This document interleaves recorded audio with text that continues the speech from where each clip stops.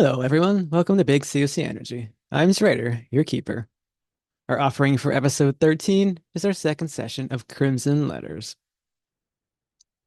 Bryce Fallon, the dean of Miskatonic University, contacted 5 individuals with a task that needed to be handled carefully. After the death of Professor Charles Leiter, the witch trial papers he was studying for its importance and value went missing, and he needs them found as soon as possible. This would be a huge hit to the reputation of the college, not to mention potential lawsuits from those who entrusted it to its care. Starring Song of Bird as Virginia Delacroix. Virginia, as a librarian at the Orne Library at Miskatonic University, knows most of the faculty and staff on campus. She already had an unfortunate run-in with unexplainable events years ago that left her rattled and more withdrawn than before. Bryce Fallon believed that she would be perfect for the job, as though he knows nothing of the mythos himself. He possesses the open-mindedness needed to survive and thrive in Arkham. When the group split to cover more ground, Virginia went with Emilia Court, the assistant to Charles Leiter, and investigated his small home near the campus. She discovered, most notably, that Leiter had lost an incredible amount of money at an Atlantic City casino, and she conducted a careful search of his bedroom, which produced a locked safe. When she regrouped with her party, she grew weary and excused herself to the ladies' room. After a quick chat with Caroline, who joined her to give her comfort, the pair were accosted by the creepy college boy they were previously tipped off about. After the two women would take none of his nonsense, he fled and the party gave chase. Virginia showed a surprising amount of athleticism and caught the youth, only to be attacked by him with the knife. Even more surprising was the invisible force that flung forth from her hands, slamming into the man and killing him instantly, scattering his remains everywhere.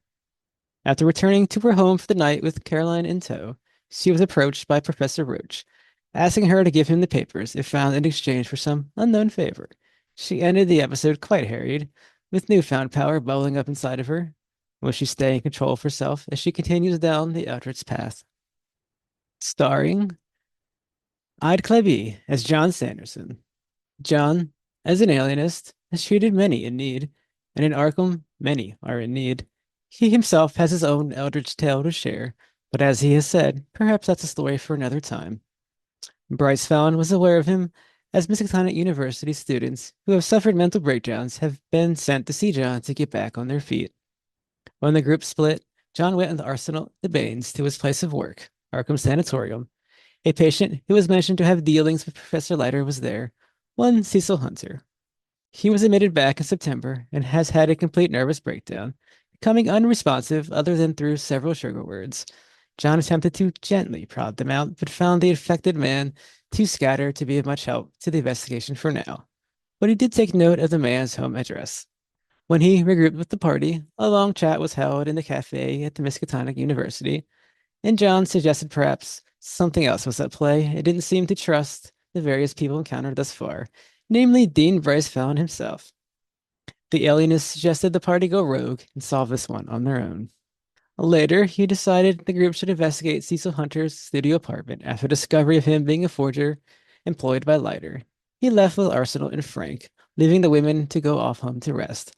Once there, the trio came across a pair of gangsters who decided they wanted to see Leiter's corpse to make sure that he was actually dead. Frank decides to lead one into an ambush, leaving the other one in the apartment with orders to shoot the two men if he doesn't return. Will John make it through this delicate situation alive without the need to alter his own fate? Starring Eerie Lunarose as Caroline Delia Feldman. Caroline, as an author of occult mystery stories, is a mainstay on campus at the Miskatonic University where she graduated from. She still conducts her research there, gives guest lectures on various topics, and is generally well liked by the faculty and staff. All this, combined with her knowledge of the occult, has made her an obvious choice by Bryce Fallon to bring into the investigation. When the party split, she went along with Frank Ryder to the Hibbs Roadhouse, a cocktail lounge that serves the college community, an open secret that it still offers illegal alcohol. She seemed intrigued by the outing, claiming to have never been to one before. While there, she was informed of Lucy Stone, a woman who had a fling with Leiter and brought her into his dealings, illegal dealings. Lucy told the two investigators all about Leiter's forgery and counterfeit schemes, and further tipped them off on a creepy college boy stalking the professor before his death. When she regrouped with the party, she engaged in a long conversation where everyone shared their findings, but left during it to comfort Virginia, who grew weary of everything. And of course was there when the creepy college boy attacked. She attempted to give chase, but found herself left behind, and to her dismay, she wasn't able to see the Eldritch powers being used firsthand. She then decided to accompany Virginia home to look after her, and when Professor Roach approached Virginia to offer his deal, she hid in the closet, ready for battle if need be. It wasn't that time, but will Caroline be up to the task when the next need arises, or will the author be written out of her own story? Starring Emilia Aerowant as Arsenault de Baines. Arsenault, an engineer and man well learned on many topics, was brought into the task by Bryce Fallon, who believed such a person would intelligently handle the sensitive matter. Arsenault was disfigured many years ago when he attempted to unlock a scientific mystery, which set an eldritch horror loose on him instead. His unfortunate appearance draws many eyes to him, but anyone who gives him a chance finds a good soul and a clever conversationalist. When the group split, he went along with John Sanderson to the Arkham Sanatorium to investigate Cecil Hunter. He was a little out of place at times, but offered useful comments and questions to the alienist that helped him to think about the situation. He attempted to see if Cecil Hunter made any mad scribblings in his cell that would shed a light on the situation, but found that was not the case. When the party regrouped, he used his knowledge to note that the weather storm that came on suddenly was a freak storm and should not have happened. He then engaged in the long conversation where everyone shared their findings, but was mostly concerned with who each was, why they were picked, and what their role to play truly was in the matter. Later, when John Sanderson decided to go to Cecil Hunter's studio apartment, he and Frank tagged along, only to come across the pair of gangsters who demanded to see Leiter's corpse to confirm his death, leaving him in a dangerous situation. Will the engineer's smarts find him a way out of the situation, or will they unlock yet more horrors that would take what is left of him? Starring Flanker as Frank Ryder. Frank, a soldier who served in the Great War, was handpicked by Bryce Fallon, who feared the party might run into a criminal element in their investigation and would need someone able to protect them. The young soldier was now enrolled in Miskatonic University, perhaps a bit aimlessly, but seemed to be setting his sights on a mechanics degree. When the group split, he went along with Caroline to the Hibbs Roadhouse cocktail lounge, backing her up and feeling frustrated that he must look like the bouncer to these people as he stood at the door and kept watch for Lucy Stone, who they were told about by the bartender. When she arrived, she attempted to wrap her fingers around the young man, but he rebuffed her efforts mostly through confusion and playing the quiet type. When the party regrouped, Frank attempted to join the long conversation, but found himself feeling down on his perceived lack of intelligence compared to the learned company he was in. When Frank heard Virginia's loud shouting after she excused herself to the restroom, the soldier's instincts flipped on like a switch, and he bolted into action after her. The creepy college boy was there, running off after unsuccessfully intimidating information out of the women. Frank attempted to give chase, but was knocked over by a group of curious students who suddenly rushed out of a room to see what was happening. After Virginia's powers surfaced and she exploded the man, Frank begrudgingly gathered the body parts in a trash bag and put them in his car, only to discover they were stolen after returning outside to find a way to discreetly dispose of them. Later, Frank accompanies both John and Arsenault to Cecil Hunter's studio apartment, and it is through him that they gain easy entrance with his lockpicking skills. When the gangsters were revealed, Frank hatched a hasty plan to lure the older one into an ambush. Will the soldier's skills lead him to victory, or will a mistake cost any of the 3 lives now hanging in the balance? We begin outside of Cecil Hunter's studio apartment. The crazed artist and forger sits in a cell heavily medicated across town, only reacting to select trigger words and phrases. Here, where we are, a gangster has his finger on a trigger of another kind, waiting for Frank Ryder to lead him to the Miskatonic University, where the corpse of Charles Leiter, the instigator of all this madness, lies in cold storage. Of course, the young soldier has no such plans and has his mind set on an ambush, and a gun waiting for his eager hands sits in a secret compartment in his vehicle. The storm has strengthened, winds howl, and the rains fall down heavy on the 2 figures, just tiny dots in an oncoming freak weather pattern that looks to be drowning the small world we inhabit. The stage is seemingly set for our investigators, and 3 lives hang in the balance. Will Sarge lead his men to victory once more? We'll begin the session in tragedy. Take us away, Frank. What are you doing? You see the The gangster has So his gun pulled. He's leading you out, or you're leading him out, and he's hoping that the plan goes off. What's gonna yeah, happen? he Frank just goes, yeah, just go ahead and follow me. No, a shortcut way through to the campus I usually take whenever I'm fucking late. Did you get in your car? Yeah, I get in my car. All right, and he gets in his. I lead him through. And there's a small kind of it's not necessarily a port, but it's like somewhat near the water, just the if there is water, but it's essentially like a small ass like back alley, back road sort of thing that leads to Miskatonic. Okay. Leads him right through it, and Frank stops in like what is essentially like an archway within this small alleyway that leads on into a warehouse, and he gets out of his car. All right. You see the gangster get out of his car behind you. His gun is still very drawn, aimed on you. And Frank is pretty calm at this moment. With windows still open in his car. He's just sitting next to the driver's side door, and Frank lights a cigarette and just looks at the gangster. So, old man, told me you're serving a great war. And why is Lighter's body here, supposedly? Well, that's the thing. It ain't. And Frank reaches into the car and honks the horn twice. All right. Now what's that supposed to do? Hopefully the boys come out. Um, why don't you roll your luck? I mean, hopefully. Um, What uh, is your luck? 70. My luck is I'm not sure. No, my No. luck is 60. All right. And what are these boys? There's no boys in your character Uh, sheet, so we just have to make something up.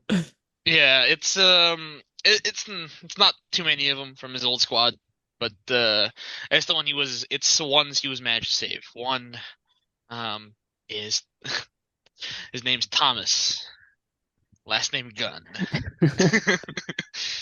and if that passes, they just come out. Guns aren't drawn, but guns definitely in their hand, and All right, this let's is say, where they make their deals and such. all right, say you had a normal success. Just say one of the guys was there, because nothing was planned ahead of time here. Yeah, it's So, Thomas Gunn. And Ryder looks at the gangster and he goes, "This doesn't have to end this way, old man. hmm. He, Just want to make it very clear. If I take you to the body, no guns." all right. I see. He says, and he gets back in his car and he just starts to drive off. That's fucking. All right, well, fucking Tommy, Tommy, schwack him, and yeah, Are you firing or what's going on? yeah, we're fucking lighting his fucking bitch ass up. Okay, roll your firearms. Wait, what gun do you have in your hand, anyways? Me right now, it's just the 1911, but Thomas, he's got his he's got his United States Marine Corps issued Thompson that fell off a truck. All right, so you can roll your gun first. I don't have the stats of the other gun available. There it is. 20. You rolled a 20. My firearms is 60. All right, you're shooting into the car. Car probably has a build of 2. So roll your damage. 6 plus 2, All right. 8. Car has a build of 2, which is 20 HP, so you shoot it pretty well. So you fire into the back of it, hit it. And the other guy, I don't even know what the stats of this guy's gun is. Yeah, it's a firearms SMG. Damage is 1D. It's also 1D10 plus 2. All right, we'll just make the Funnily same. enough. Use your gun to make things similar. And Scroll I guess technically, yeah, I'll let you roll. It's just yours. 62. All right. What do you think his skill is? None of this is Uh, really planned. he would have.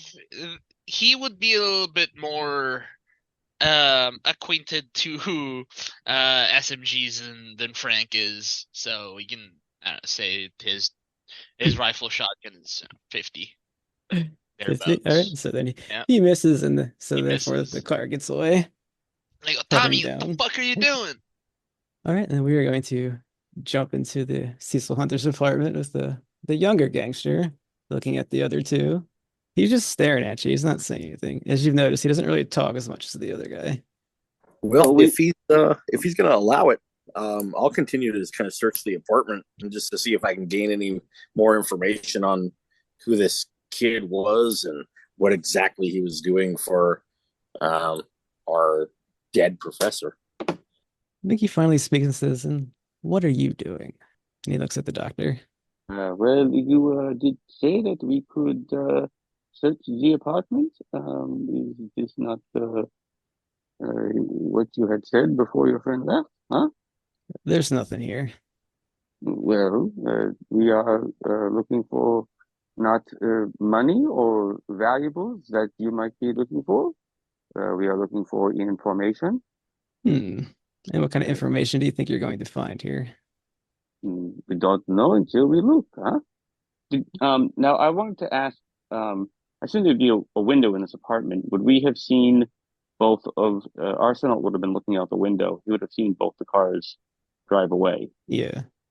All right. He'd be smoking a cigarette and he'd have his hand in his coat pocket, holding the gun in his pocket, with the one hand and smoking the cigarette with the other, and looking at uh, a bookshelf and kind of doing the same thing as John, trying to determine if there is anything of importance here. All right, I guess you both can roll your search hidden or spot hidden, sorry. I got a 39 under 40. Regular success. Yeah, I figured that was going to happen. That's a fail, a regular. All right, Arsenault finds nothing, and John looking through looks through the bookshelves and the mess and everything. 'Cause the gangsters have already tossed this place quite a bit. You see among the mess and the detritus, you find the business card. Sweet. All right. It says antique shop on it. It has, I'm having a hard time here reading it here, but it says it's in Arkham, Massachusetts, opposite the Miskatonic University statue lawn. Unconsidered trifles, and it has an address. It says we need to talk in person. You know where to find me written on it, and it says or it's signed Wick, which I believe we were wondering about who this Wick guy was and how he factored in because I don't think we had any other information on. So I'll slip that card perhaps like into a book or something, maybe like a textbook from college if he actually attended the university.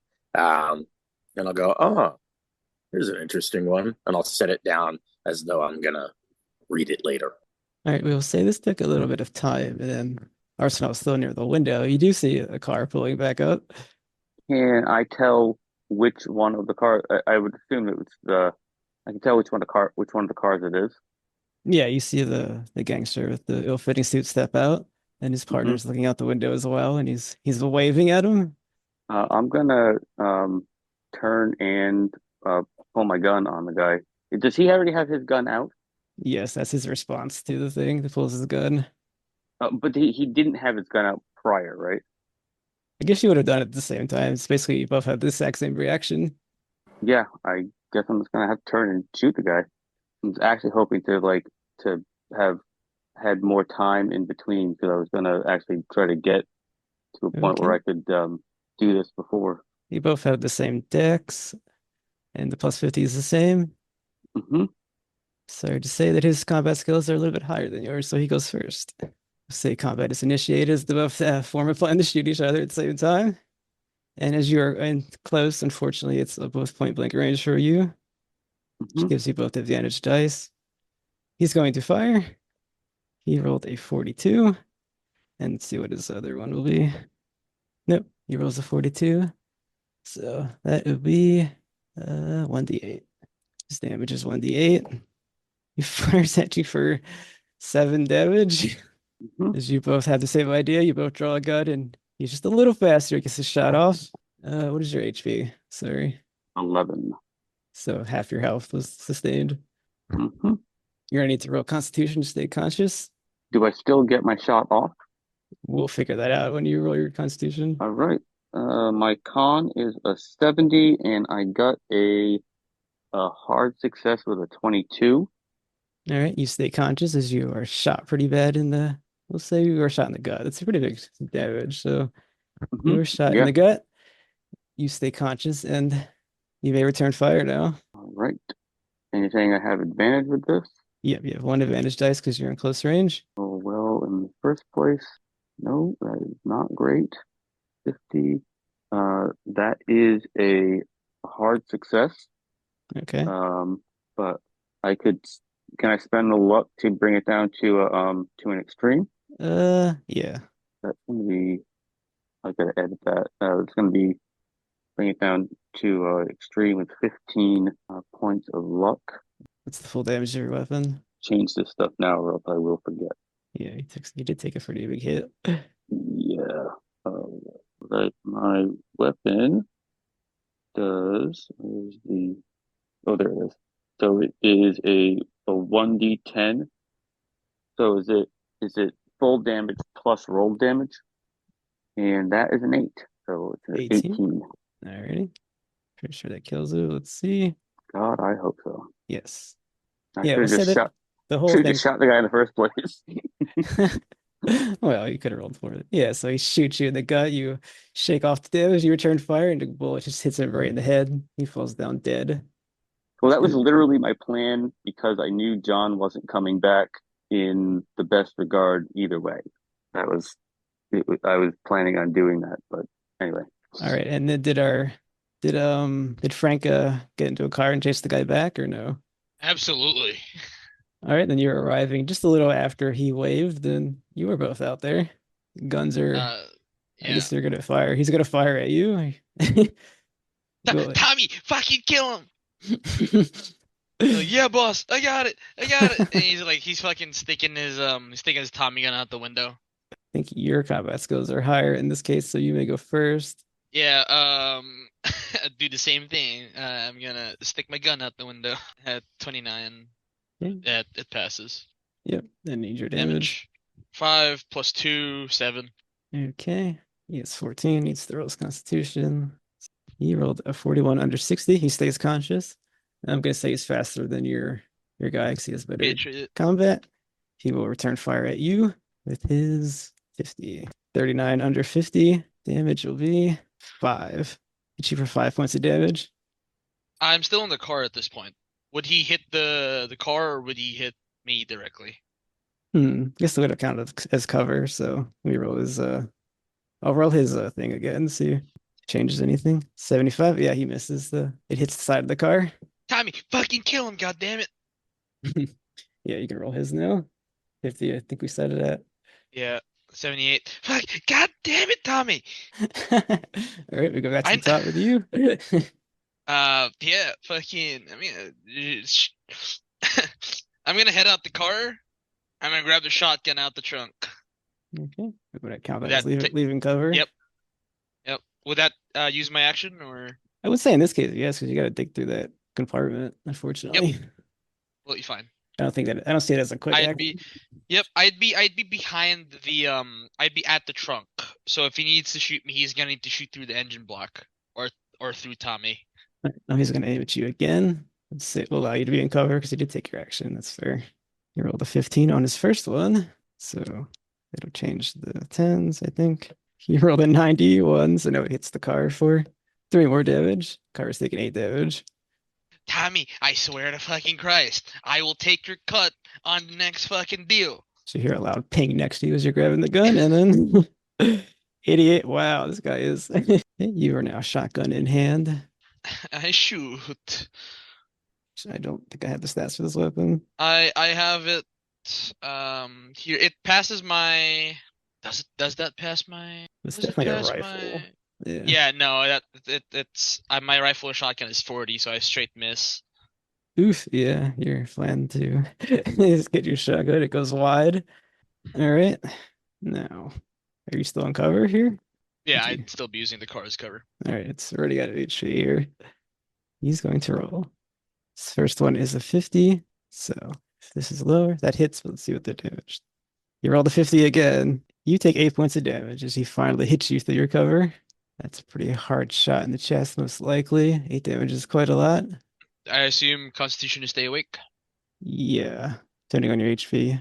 Which I don't really have one. I'm yeah, at definitely. 11 HP. Yeah, Okay, yeah, that's definitely half your health. Crap. 60 plus 1. Fuck.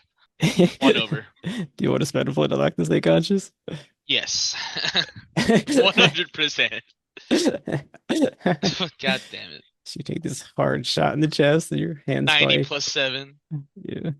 Is that your return fire? Or Yeah. Tommy, 26. Fucking finally. Tommy hits. okay. Stats for the Thompson, 1d10 plus 2. All right, you should roll your damage. 10 plus 2, 12. All right, that will finish him off. You also, just like his partner upstairs, take a final shot in the head and slumps to the ground. Tommy! Tommy, you got me! Yes, you are. I guess you're both deep wounded now. Forgot all about that. Wound for you. All right, so you two of you survived, but you have taken heavy damage.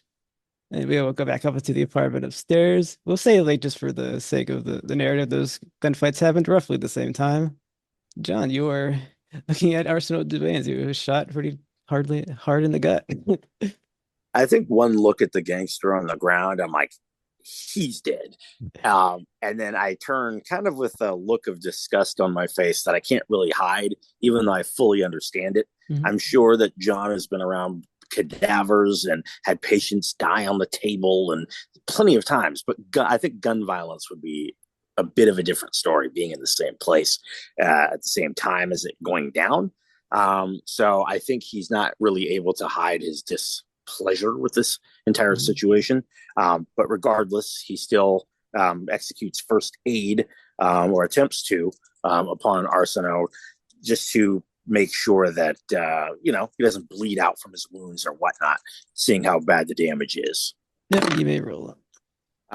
Awesome. I got a 10 under 50, which is an extreme success. You may restore 1 HP, Arsenault, as he does his best to. You're hit pretty deep. You should really go to a hospital, a proper hospital. This is not sustainable. You can't run around like this. I believe you're correct, sir. But your ability is most appreciated. And Arsenault is just going to try to lie still for a moment and pocket his gun. And have we found what we are looking for? Well, I found something, and I go and grab the book that I put the business card in, and I stuff it into my doctor's bag. And I say, maybe you could take a taxi or something to the hospital. They're going to ask a lot of questions, and I don't know what story you want to tell them, but with all that gunfire going on, I can only imagine the city's got to be crawling with cops at this point. Yes, I believe you're correct. And maybe we should find our way downstairs and check on the others. Well, I think it's worth a shot. I'm debating. I'd rather somebody be here to explain this situation to the authorities, but I can't explain this situation to the authorities. Let's go. If I'm too slow, leave me behind. No, I think that we should not be here. This is a very bad situation, and we will only hamper our abilities and find ourselves probably in jail. I'm going to assume there's not a wheelchair in this room, and I guess I'll help Arsenault out as though maybe he's drunk, even though he clearly has blood-soaked clothing. All right, you help him down out and outside, where you see Tommy! Yeah. I got you, bud. I got you. Oh god. See, Tommy, he's not really. He's of average, like serviceman build. He's just not huge. He's smaller-ish than Frank. Mm-hmm. But you see him and he's panicking, like, oh god. So is the gangster that was out there, is he dead? Yes, he has a bullet wound in his head. Very. Okay. And how's to the ground? How's Tommy doing? Is he healthy, or is he shot? Tommy's was fine. not hurt. Tommy's fine. Okay. Frank, not so much. Frank was shot in the chest. Well, Tommy, I don't know who the hell you are, but if you could help me get these two men in the back of this vehicle, That would be greatly appreciated. I'm a bit infirm. I don't know what that means, but yeah, sure. Thank you. I understand if you don't want to be around, but I need to take these men to a hospital, and I'll tell them whatever story I have to. Um, you may or may not want to be involved. I'm sure there'll be cops everywhere. I mean, we gotta. I'm not sure if the dock's at the warehouse, but we have one. We got a dock. These people are going to need long-term care. I would rather not at a warehouse by the docks. No offense. All right. All right, Come we'll in. say that Tommy helps you get them into the car. And where are you taking them? What's your plan? I'm going to drive these men to a hospital. They need a Okay. doctor. Right. And fortunately, I actually can drive. So I'll make a roll if necessary.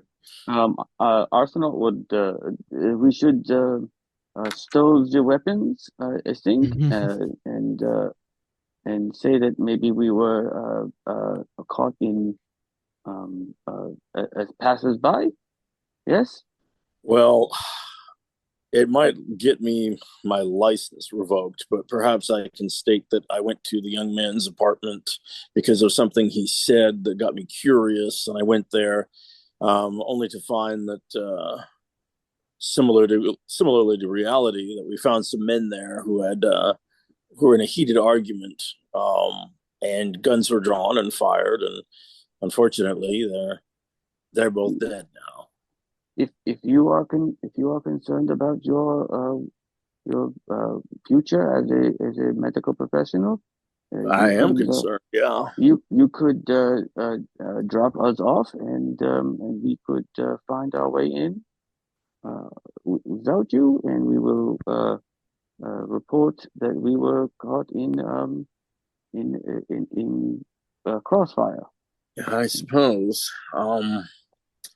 Does this However, make sense, however, you think?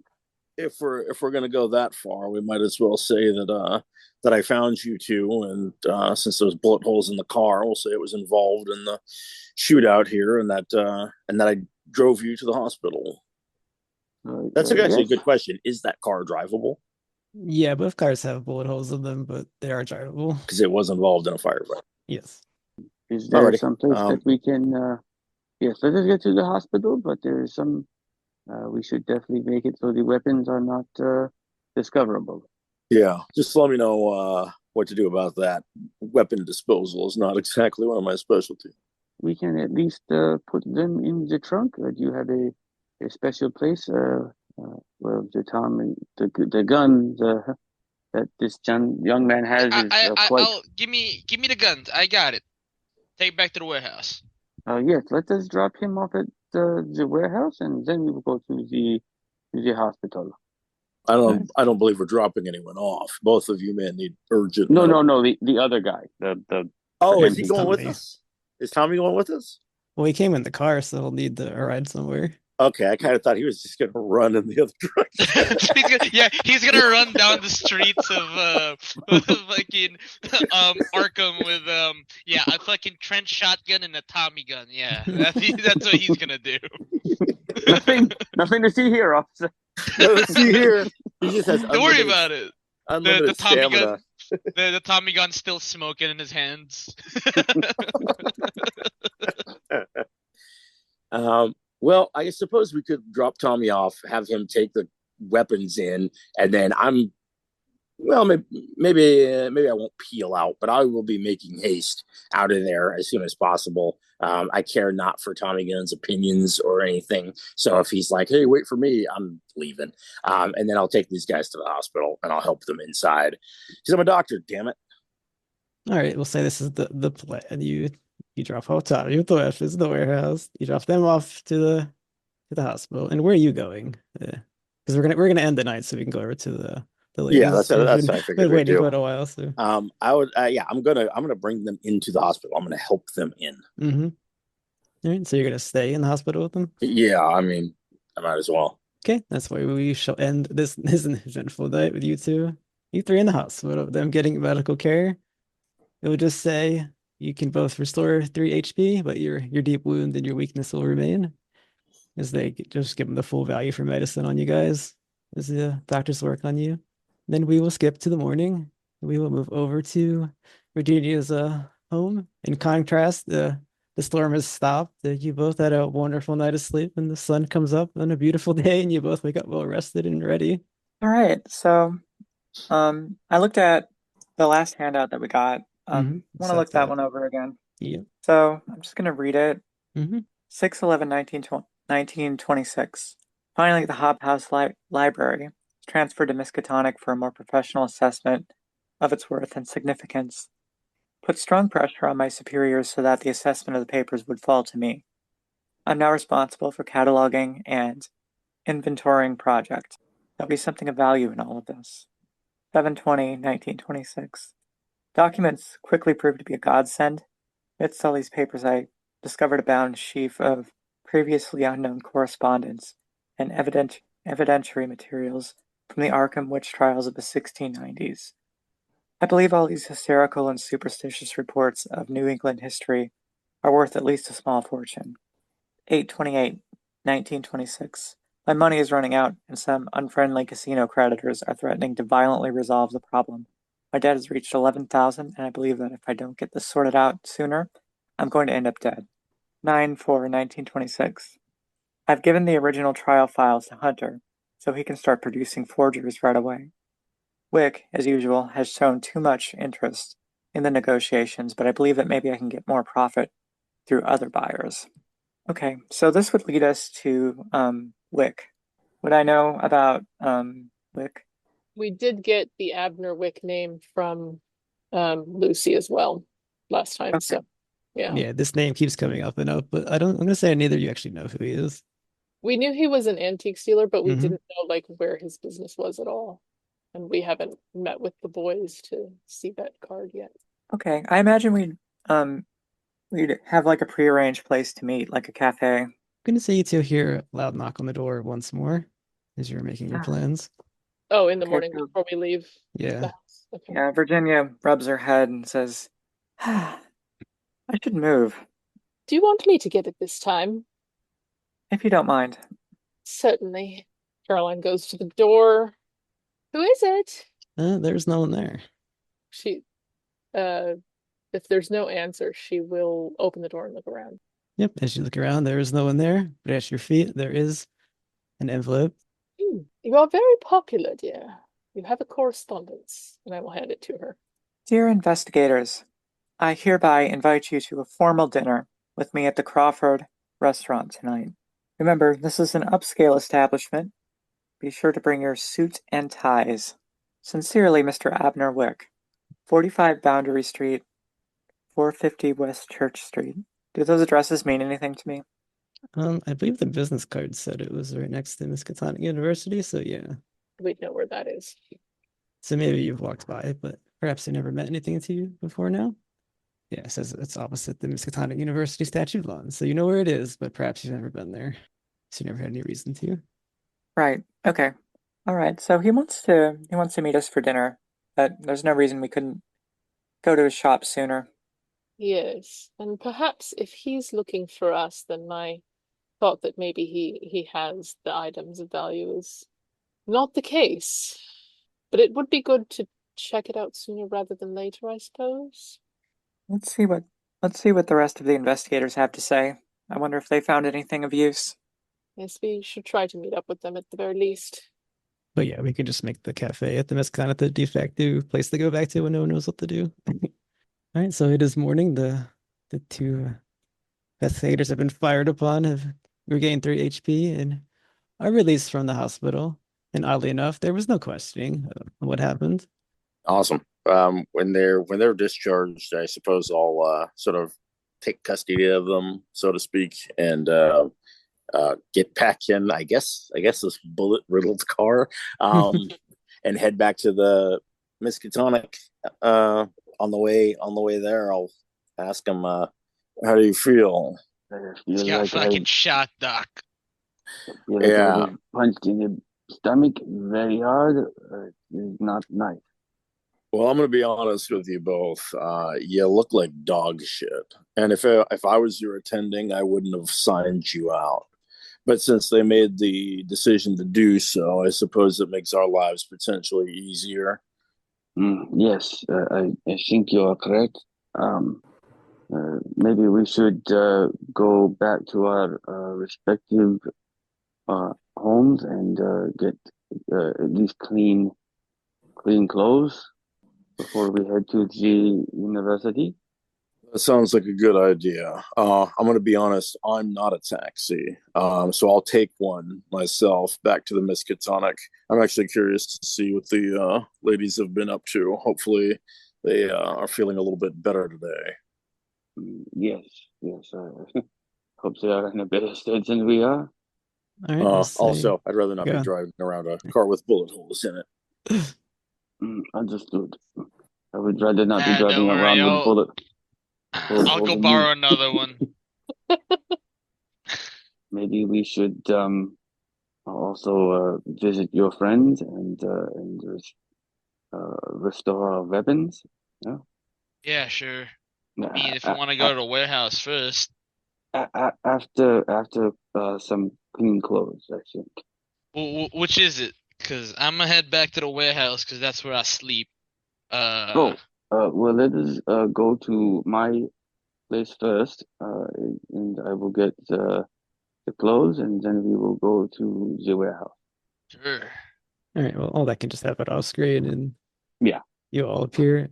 You're all back to the Miskatonic cafeteria, all cleaned up, and I guess in a new car with the weapons restored. In a new car that may or may not be the dean's. Kidding. We'll just say there's a car at the warehouse that you picked up. I don't want to do a car stealing scene. All right, then.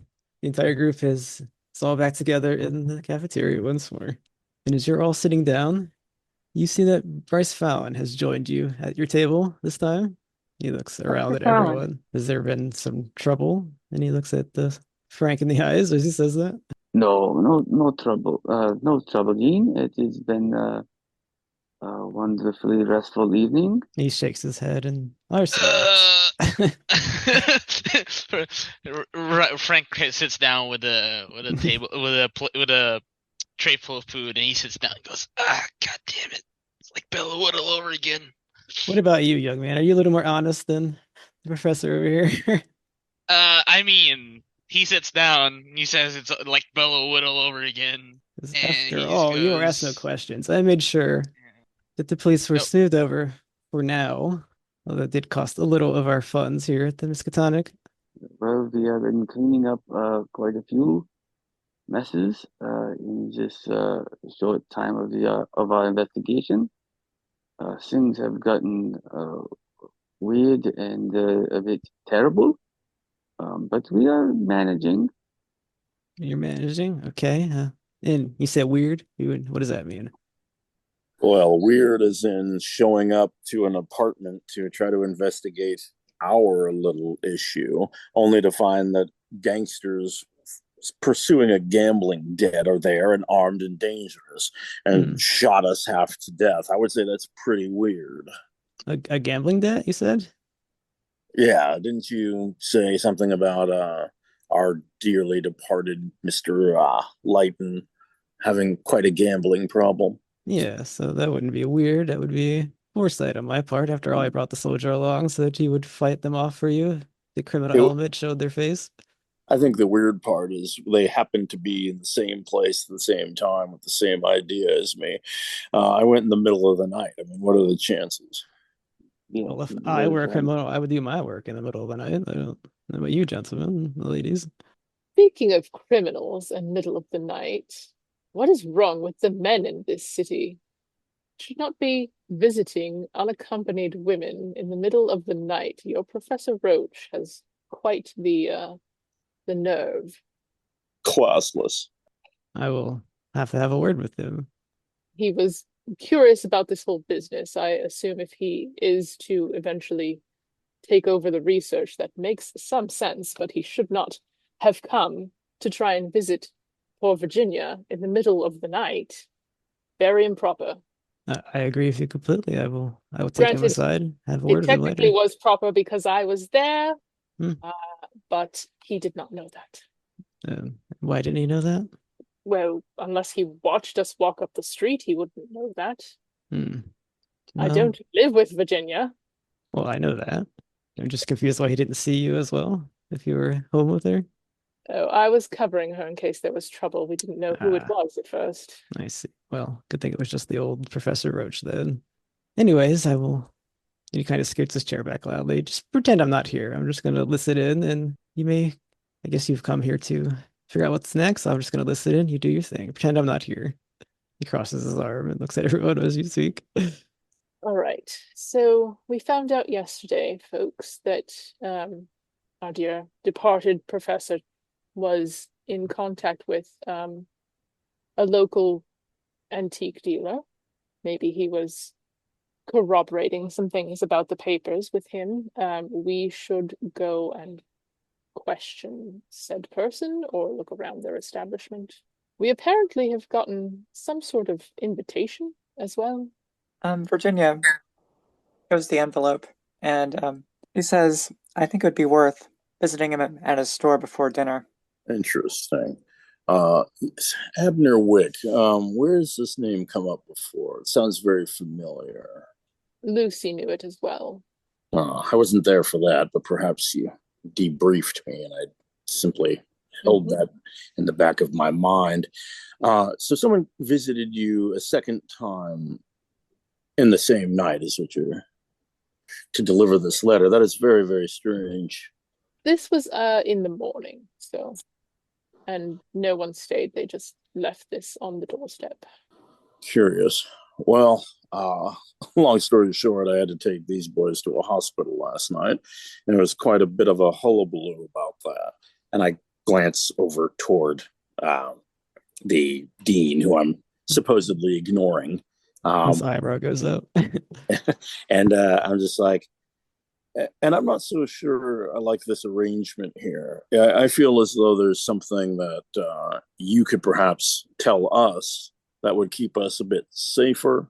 It seems like you've got quite a few cards in your hand, and I'm playing with an empty one. Well, I did bring all of you onto this to take care of his forest. You, after all, are one of my cards, as you put it. Yet you stay involved. Well, I have to look from the over shadows. I'm a dean. I run things.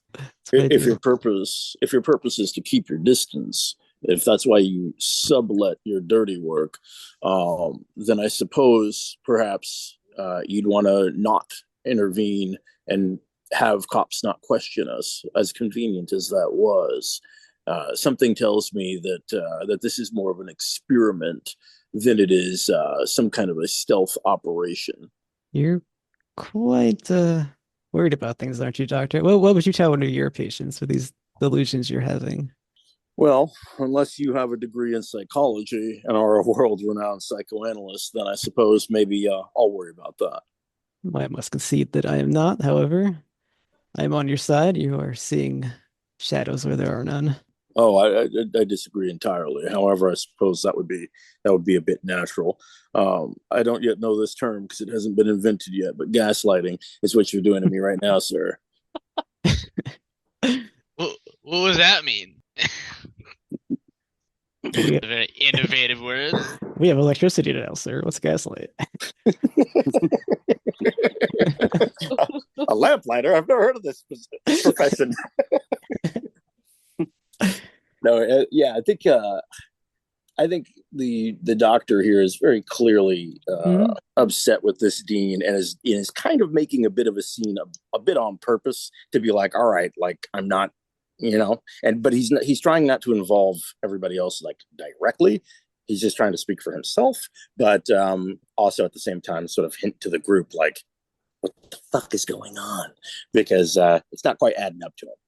Well, let me just tell you, John, the reputation of this school is my only interest. That's why I politely paid off the cops not to look into things with our funds. That's why I brought you in here to get these papers back before lawsuits happen.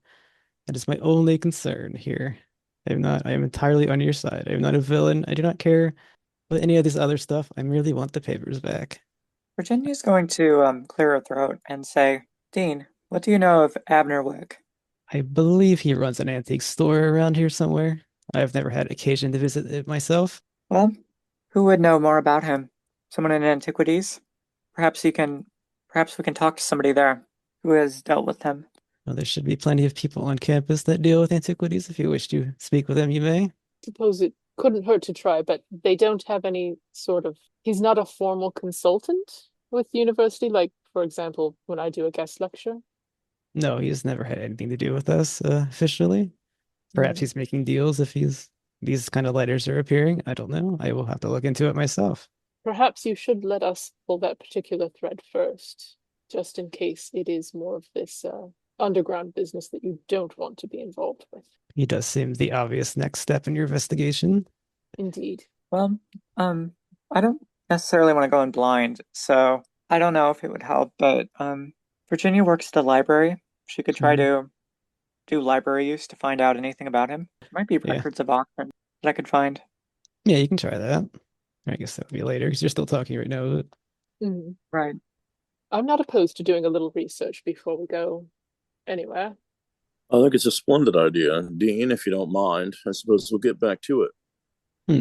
Seems I'm no longer welcome here, and he scoots his chair out even more louder than before, and he walks off. I think you made him mad, John. Yes, I think so. I apologize if my actions land you in any hot water, but I much like your idea of gathering as much information as we can before we walk into this antiquities shop. Now that he's gone, I did find something at the apartment, and I opened the book out of my doctor's bag, and I pull out the business card, and I show it to Virginia and Caroline. You need to talk in person. You know where to find me. It was in the forger's apartment. Yeah, that's correct. Perhaps the Mr. Wick wanted to deal directly with the talented young forger as opposed to having a middleman in Mr. Lighton. Yes, especially since Leitner seemed to have been getting a little put out, possibly, with Wick. Thought he could get a better deal elsewhere, was trying to cut him out or go to someone else. This is I think the person that we need to look into, whoever this other party is. Hopefully, we can look for them. Maybe they would be, as we look into the auctions, their name may begin to appear. If we are keen. That's true. We could possibly find out who his competitors might be from the research, but if not, and if he doesn't have the thing, hopefully he knows who else Leitner might have taken it to, right? Still have more questions than answers, though, I feel. Okay. We're still here at the cafeteria, right? Correct. Yeah, Frank's coming back with his second tray of food as Ollie's talking. You eat like you have a hole in your stomach. Because I fucking do, Doc. No, that was Arsenault. Oh. Well, he still calls you Doc. Okay. He has a hole in his stomach too, so he feels he can make that joke. Virginia stands up and she says that she's going to see if she can find any record information in the library about this man. Maybe you should not go alone, considering the last time. Sir, you have a hole in your stomach. It wasn't necessarily saying it would be me. I don't think any of us should go anywhere alone at this point, but yes, No. The library is relatively safe, but I'd be happy to try to assist, make the research go faster. If you don't mind. Excellent. I'm happy to go along as well. I wouldn't mind. I'm expecting there not to be as many shootouts in the library. Indeed. Oh, one other thread to follow up on now that the dean isn't here. There was still that safe, as Virginia mentioned, at the house, at his cottage. Oh, yeah. That is a good point. We never went there yet. Yes, I would feel absolutely a fool if it turned out that the papers were just in his safe in his house the whole time. I'm sure you would feel the same. I do. Hey, Frank. Yeah, Doc. Would you perhaps know anybody handy with locksmithing? I mean, probably the most. Yeah, me. Perfect. How about safe cracking? I'd imagine that's much the same skill set. Just about. I'm not the best, but Well, well, I suppose we'll have to have you try it then. The ladies are aware of something that I had forgotten about, which was the safe inside of the home that we never visited yet. I think that maybe we could sneak on over there, unless, of course, you two suspect that we might find any gangsters. I mean, at this point, better safe than sorry, right? Uh, yeah. I mean, I don't know anyone else that I don't know what. Is the dean still sitting with us? No, he's gone. Okay, good. He says, listen, I don't know what you think kind of operation I'm running, but I don't have a crime syndicate. Oh, no, Uh, Frank, no one's saying that. You're just I a didn't expect young you. man. I meant your opposition, like we ran into last night. Well, now what I mean is I don't have a lot of resources, but uh, I mean might be able to get Tommy to come with us, but I got the rest out doing deals. Oh, I don't want to encourage a firefight. I want to try to avoid one at all costs. Unless Tommy Gunn knows how to crack a safe or make an egg omelet, I'm not interested. All right, well, we can do it then, but I just got my pea shooter. I don't got the Tommy took the most of the guns, so. I'm But yeah, hoping to avoid I gun suppose I can violence. locksmith. So maybe less guns is better. Yeah. Well, is there anyone who wants to not go to the house? Well, Virginia's already been. We can certainly all go together, though, as far as I am concerned. I haven't been there. Well, I suppose Virginia then we wants to should stay in the decide what the library. priority is: cracking the safe or research. Sorry, what was that, Virginia? Virginia would have no reason to go to the house. She's a librarian, so she would want to use the library's resources. Do you feel comfortable splitting up? I think it's okay for us. It's you boys I'm worried about. Yes, it is. Virginia wouldn't mind splitting up. She Uh, feels pretty safe in the library. yes, I think it would be very strange if someone were to do something terribly egregious in the library. The house is probably a bit more suspect, considering last night. Maybe just three of us will go to the house and see about the safe, and the two ladies can do the research. In the interest of getting things done as fast as possible, I wouldn't mind doing that. But I feel like we're missing the opportunity to get valuable insights. Um, I mean, we spoke, but do we truly understand everything that each other has dealt with thus far? Do we really have a complete picture here? Because something tells me that we're not exactly on the same page. In what regard is this? If someone could perhaps help me understand who this woman was that we spoke to, I'm hazy on her, what her deal was. I'm still not entirely sure what was going on with this crime syndicate thing, which I don't know if the ladies have been briefed on that. I mean, there's some very dangerous people around searching for recompense financially.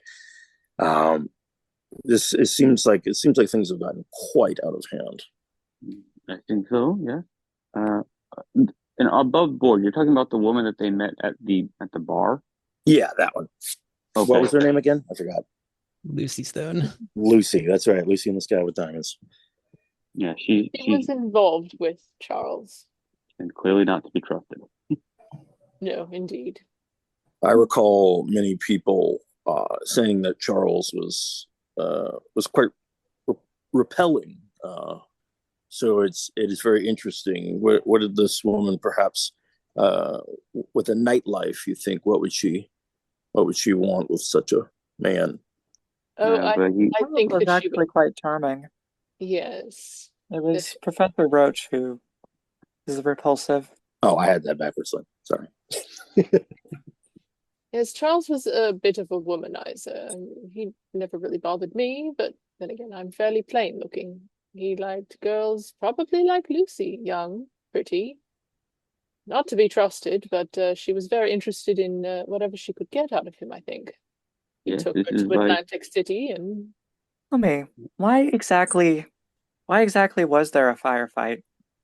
Well, I Thought they- suppose we went to the apartment to investigate, and we discovered that there was two men on site already. Our plan was to initially assail these men, but unfortunately, we ended up getting into an odd conversation where they demanded to see the dead professor, and I was trying to remain at the location which they had tossed, searching for valuables.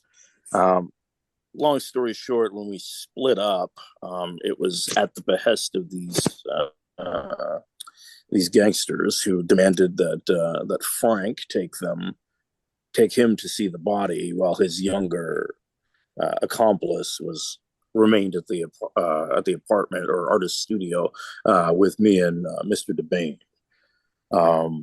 At some point, for reasons I can't enlighten you upon, there was gunshots both in and outside of the studio simultaneously.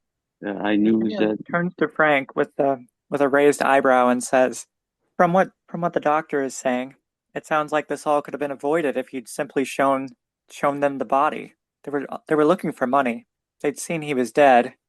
Virginia just shakes her head, just says, "If you all need me, I'll be in the library." I want to remind the listeners that Caroline has a umbrella at all times.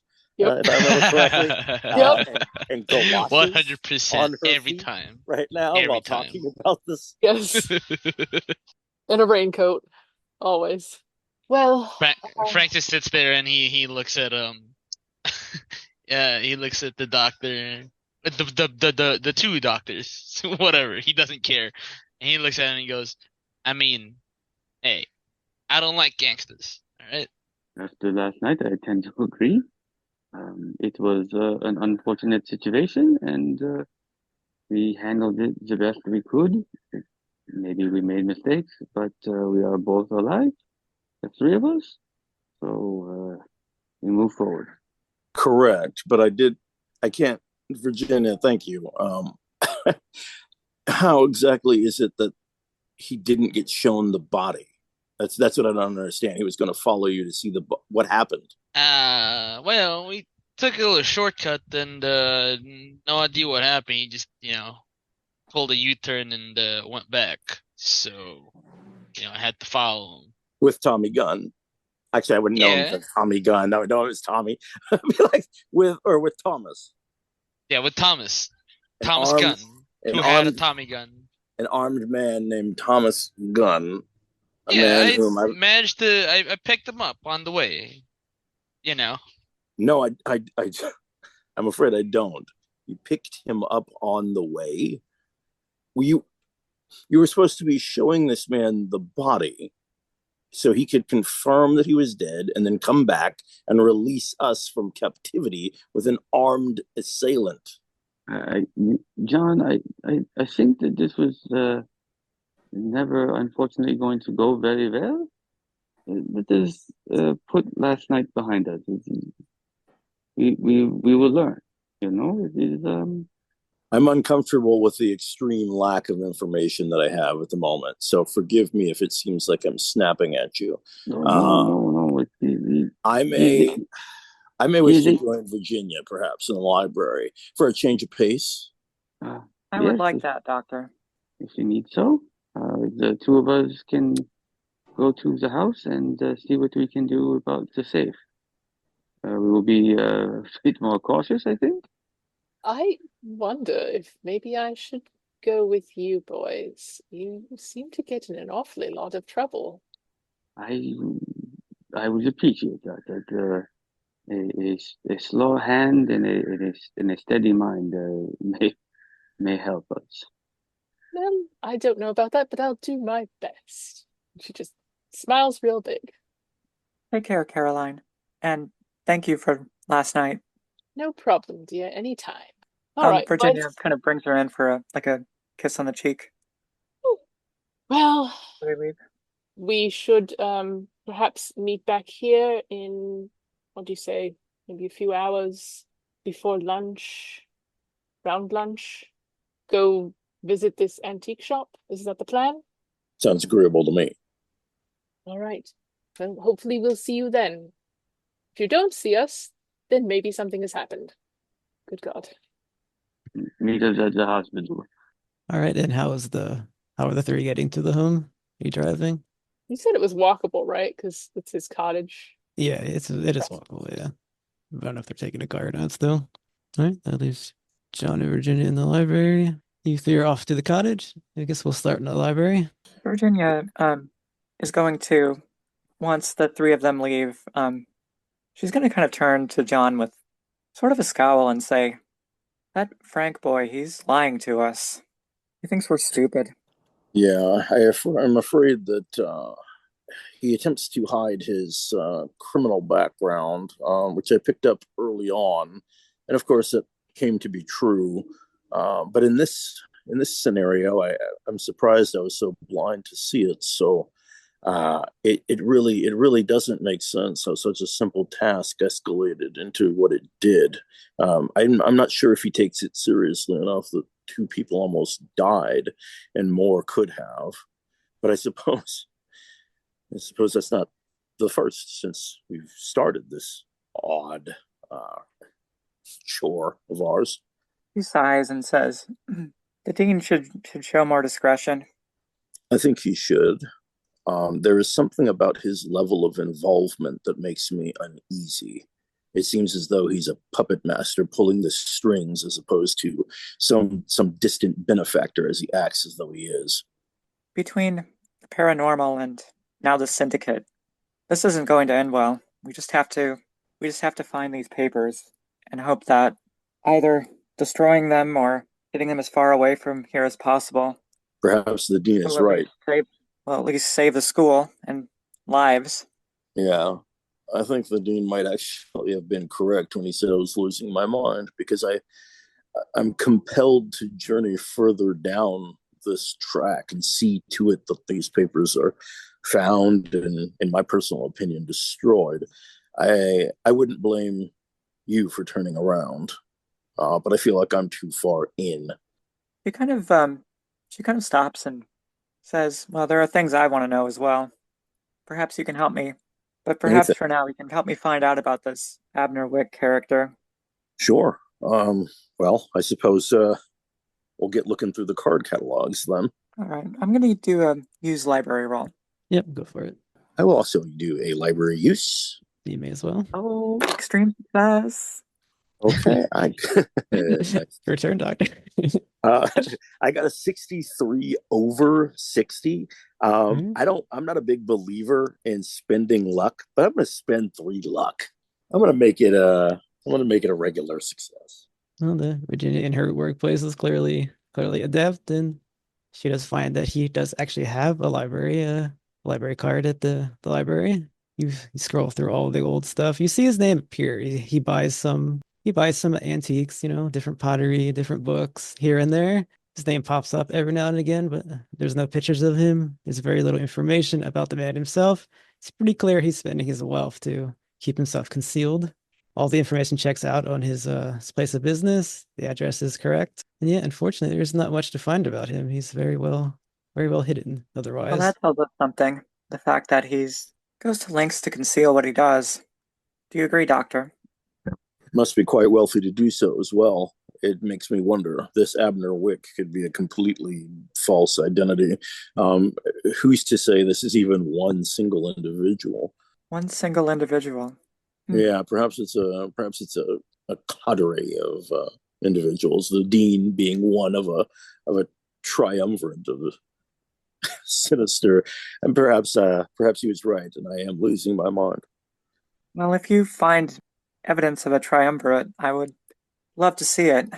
But for now, I think we have to assume that this is one man. I think that's probably the safest bet. I'm letting my imagination run away with me, which is not something I tend to do. But perhaps you could help me understand if this is my imagination or not. Do you perhaps have abilities beyond that of a normal human being. Apologize if I move forward. Okay, so I think that Virginia and the doctor would have some history because she was an inmate at the asylum after her incident at her family home. Yeah. And How about John? How about you roll your education? Okay. I got a 48 under 85. Yeah, now it finally dawns upon you that yeah, she was at the asylum that you work at. You obviously you didn't treat her, but now it jogs in your memory. She was definitely in there. All right. Because for clarity, what I was going off of is the fact that we chased a guy and then like we went outside and there Yeah. was like an exploded Oh yeah, guy. I know what you meant. I'm just Yeah, saying. so that's what I'm going off of. But yeah, I guess I But can if you connect it to it, you connect can those see a dots, line. and I Yeah. see that maybe there's something there. So that's where I kind of hit you with that. A bit out of the blue, but I suppose the doctor doesn't have much in the way of bedside manner at this point. yeah, when you say that, Virginia, she pales for a second and then she seems to regain her composure and she says, "Yes, yes, doctor, I do. There is something that protects me, I would say it's a guardian angel, but it comes from within, not from outside." Very interesting. I think most people would default to a guardian angel and simply stick with that. It's quite interesting that you're able to identify sort of an inward source. I apologize if this is too much. My situation is slightly different, but I thought I was the only one. Uh, my my ability comes from an artifact that was given to me. I don't use it, but every day I'm tempted. An artifact. Yes, it's a simple coin, but it appears to be from no country I know and written in no known language. And the coin gives me the ability to, I suppose, press my luck in a way. I don't know exactly how it works, and I haven't been able to nail down any sort of consistent effect, except for the fact that I can sort of call upon it uh, to summon what I would describe as an avatar. It is a recurring entity, and it bargains with me. But if I'm being honest, I don't truly understand the terms. Hi. There's been a lot of literature written about such things. Medieval literature. Dr. Faust? She kind of raises an eyebrow. I have to admit my ignorance, but perhaps I should put it at the top of my to read pile.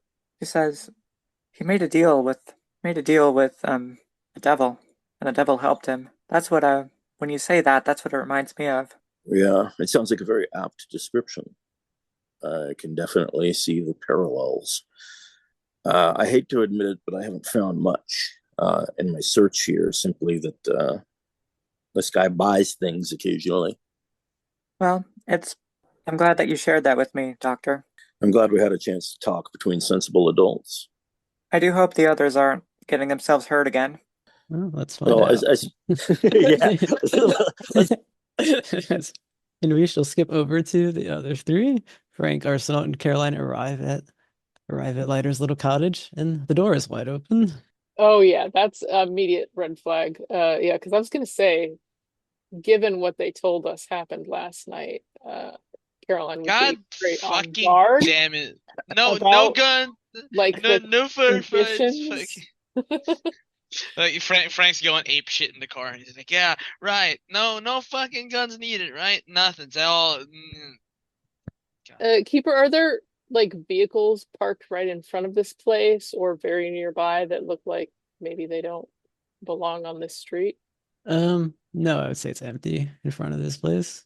I'm almost certain that his assistant and Virginia would not have left the door open.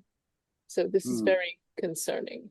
However, you said that these gentlemen were looking to recoup something from the professor, right? Didn't even know he was dead.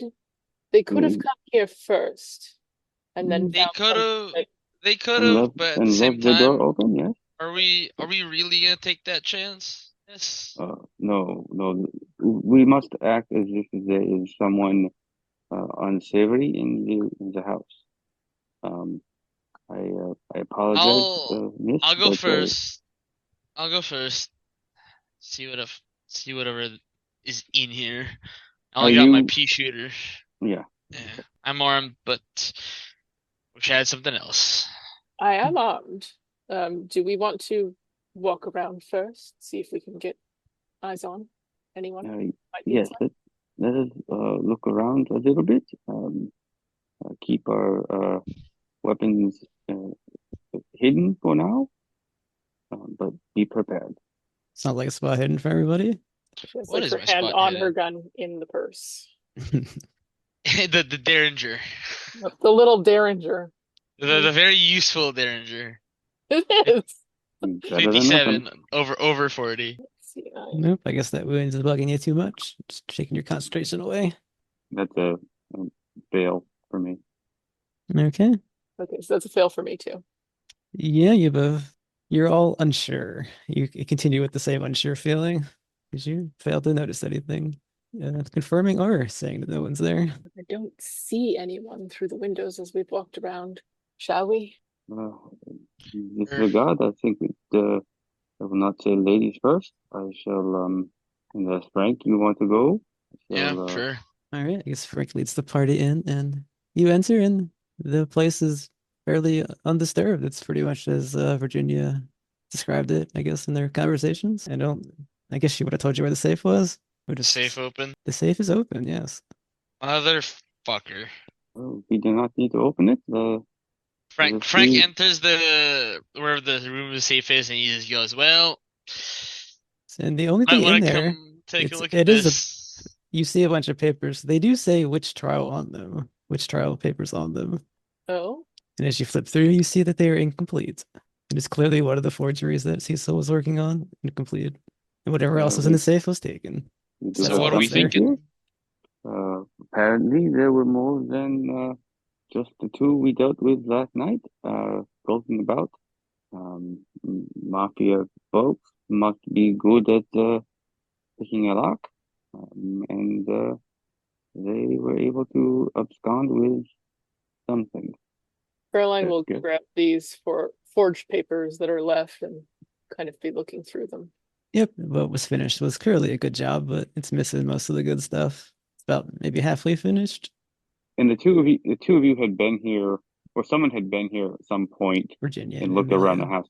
Yeah. Yes, yeah, had been here and looked around, and found nothing else, right? Oh, they found different stuff then, but we've already been over that. It was nothing. Yeah, but the place has already been searched. Yep. Now twice. And it does appear whoever took this just went right into the safe and left. Nothing else has been disturbed. I think our business here is done. Well, if the papers were here, then someone else has them now. Can I take a look at the safe, and determine, maybe using my engineering ability to see if the safe was broken, or if it was just somebody just was able to use a stethoscope to crack the code. Yeah, you may. And that is a hard success. Yep, it would appear somebody knew the code to this, simply entered it in and opened it and took whatever was inside. All right. I mean, they either knew the code or they were able to. Because I understand that if you listen to a safe as you're turning it, you can hear the tumblers click, especially older safes like this. Yeah, there's no damage to the safe. There's no scratch marks, so. Yeah. Otherwise, there's no. Yeah. All right. So they either knew the code or they were really, really, really good. Yeah. So again, it's either, it's probably that. All right. It is my best guess. It would be that the gangsters came and now have it. Whatever was in here. All right. Well, I suppose that means we should go back to the university and try and meet up with our friends. We had no other leads other than the art dealer. Would you be opposed to, taking a detour before we head there, and I need to grab some stuff. That's fine. You need to resupply your trunk full of interesting things. Maybe. All right. All right, so It's very possible we may have to bargain with criminals to get these papers back. Unless Wick has them. I don't know. okay, so what is this detour? What are you trying to accomplish? Yeah, it's just the warehouse of Okay, so you're getting your guns back. yeah, that's all it is. Okay. Do you need to make any The little changes to warehouse. your inventory or? No, just he grabs a shotgun back and says hi to Tommy. He goes, hey, where the rest of the boys at? They still out doing the deals? Yeah, boss. All right, well, stay here and Yes, and the unplanned Yeah. NPC says yes, thank you. And we go on. unplanned NPCs. Yes. And then the party reconvenes once more around noontime at the cafeteria at Miss Planet University. The doctor and I were able to find a few details about this Wick fellow. He does a considerable business. I'm more interested in the absences and what we don't see. He's a man who is private, very private. We believe he has considerable wealth, and that he uses that wealth to hide himself and what he does. Oh my. There's so little information. I almost thought that perhaps it was sort of a cover identity or like a business entity name where it simply there simply was no history until you say something is associated with it or leave some kind of paper trail. But again, perhaps I'm getting whisked away by flights of fancy, as uncharacteristic as that is. Well, for those of us who are interested in scientific procedure, not that I'm a scientist, that's definitely not the most simple solution, and the most simple solution is usually correct. However, at this point, I'm ruling nothing out. Shall we visit his place of business now then, before this time that we are expected? Because what you have found makes me more concerned about that, I suppose. We did not find anything, however, that was significant in that we did not find anything because the safe had been broken into possibly last night. Quite unfortunate. I was sort of hoping we could put a pin in this one. Actually, I do have a partial forgery. It's clearly a copy because it's unfinished. You can tell where it stops. There doesn't seem to be anything of great note or value in the part that we have here. But there may have been either a complete copy or the original in the safe originally. Do we know how much of these papers are supposed to be? Is it like a couple sheets, or is it like a leaflet, or? I don't think you're ever told that. Okay, because I'm not sure exactly like what to expect, but if depending on how much is here, like that's copied, is it like a couple pages? It's roughly. It seems to be roughly about halfway finished. Say it's about 30 pages. Okay. And it just abruptly stops. I think that John, if possible, would probably try to look at it, but then force himself to sort of close it up. If unless of course he's sucked into a portal to Carcosa or something, but he's going to close Thanks for it the idea. and try to avert his eyes because he's like, I probably shouldn't. I probably shouldn't be reading this thing, even though it's simply a copy. I wouldn't put it past such knowledge to perhaps be harmful in and of itself. I looked through it and it mostly seems to be, what would you say, like history? Like just sort of dry historical stuff? It seems to detail the witch panic that went on in 1690s, mostly just an accounting of that. And it seemed to be getting to like the good stuff, quote unquote, and then it just kind of stops. Nothing here so far that seems unnatural. It's an account, but that doesn't mean that there certainly isn't. Towards the end, that's what we've come to understand of these papers. So, well, that's quite what Dr. Ryder was most excited about was the sheaf of previously unknown correspondence and evidentiary materials, and that's clearly what's missing. And should we bring this copy to Abner Wick? If we think it could help us, but do we know what this man wants? You want the original? Yes, but what else does he want from us? Could we use this to our advantage? We need This to is a figure out more card. about Abner Wick. It is a card that we can play. We don't have to tell him right away when True. it seems the appropriate time. We are set to meet him, of course. So should we forego stopping by, or do we think that's an important part of our plan here? I think I want to see how his business runs more than ever now, Hmm. because what you found at the library, the lack of information on him as a person, this hiding, the potential for wealth that indicates, may mean that the business, although it is a legitimate business, may be more of a front. What if he, as Professor Leitner said, too interested in these things? What if he is the end buyer for something like this? What if he is, out of all the people here that we've come across, the one who wants it for the strange things that may be involved with it? Be some kind of occultist. And then, therefore, the number one person who probably shouldn't have the papers. That does make sense. If we pull out the business card again here, it simply says owner. It doesn't say he's behind the counter working the shop every day. This could simply be a conduit for items to go to his collection. Yet here we are with supposedly a hand signed letter by this individual wanting to meet us. Quite an opportunity. Yes, the men of just wealth will most likely not be on the floor of his own shop. He's too busy with other more important matters, but we may prove ourselves wrong. I think we go to the store. Yes. Yes. Even if he was there, it's a good chance to get a read on him when he's not expecting us necessarily, which might be a good Mm-hmm. Yes. Get the drop on him, as they say. One last question before we go. Are we going to act as though we know anything about these sorts of artifacts, or are we simply feigning ignorance and interest in common antiques?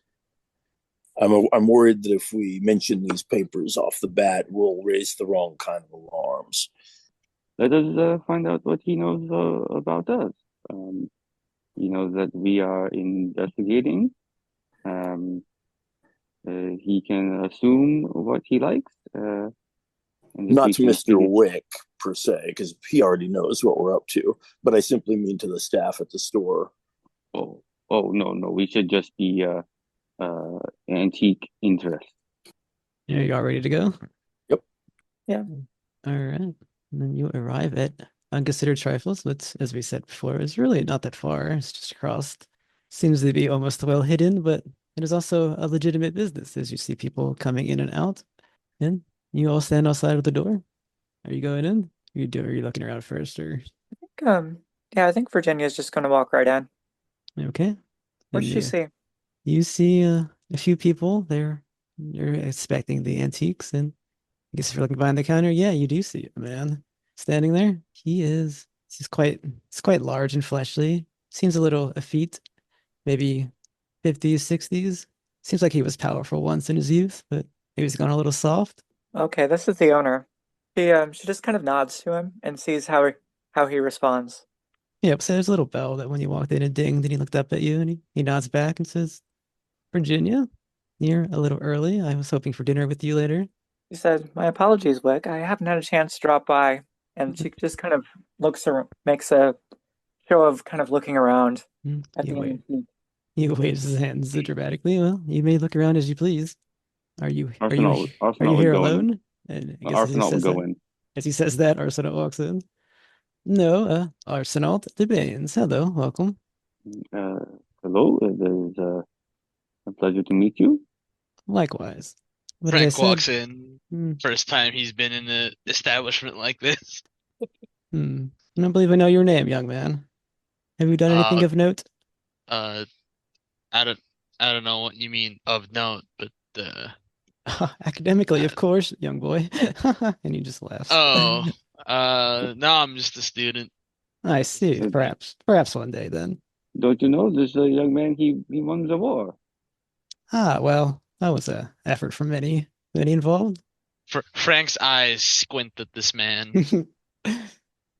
You see like a little corner of his lip is that just goes up into a smile.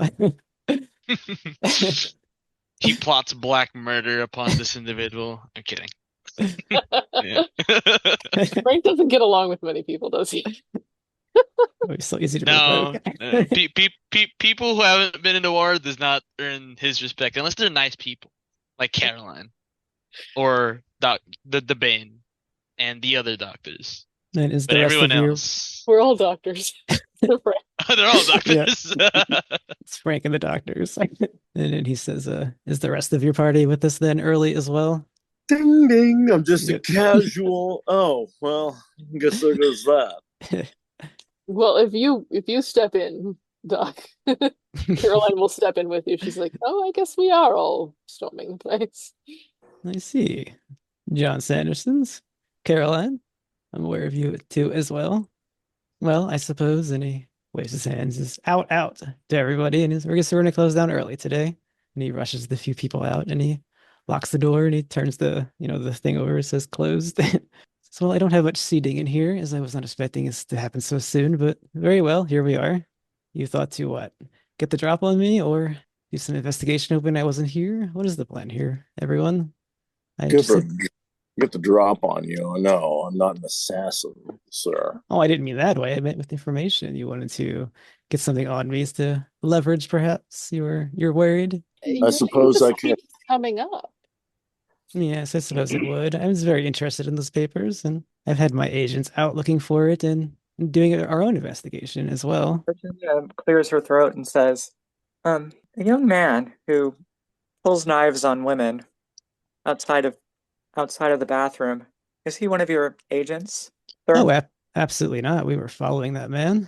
My two associates were following him, and he's a person of interest. Related to the papers. Yes, we believe he was hanging around Ryder for some kind of way in to get these papers. Do you know who he was associated with, or was he He just was a rogue? He's what we in the business call a poser. This young Anthony Flinders. We have well, I guess we're all being honest here. We've looked into his apartment and his home, and he worships the devil, it would seem. It was all for Satan. He was trying to get these papers to make a pact with the devil for, whatever people do this such silly things for. Virginia scoffs. Really? Oh. Yes. He had all sorts of, what would you call it, satanic paraphernalia in his place. We simply left it and we wrote him off, although we kept an eye on him, just in case. How close was he to the papers? Well, I would assume not at all if he's accosting you two young ladies with knives.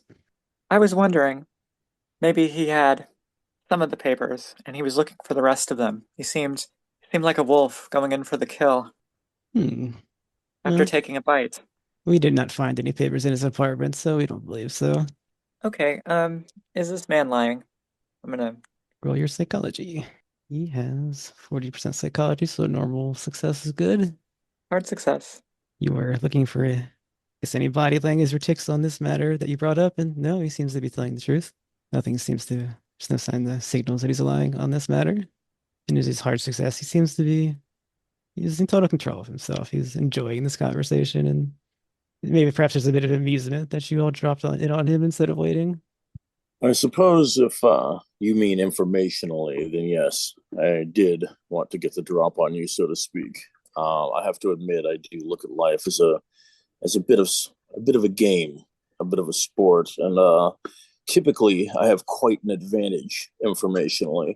As you can see, I'm not very strong, I'm not very quick, I'm not very dexterous, and I appear to be developing a bit of a tremor in my left arm. But what I can say is that when I step into a room, I tend to be the smartest person in it, which is why it's so alarming to me how I have found myself so deeply underwater.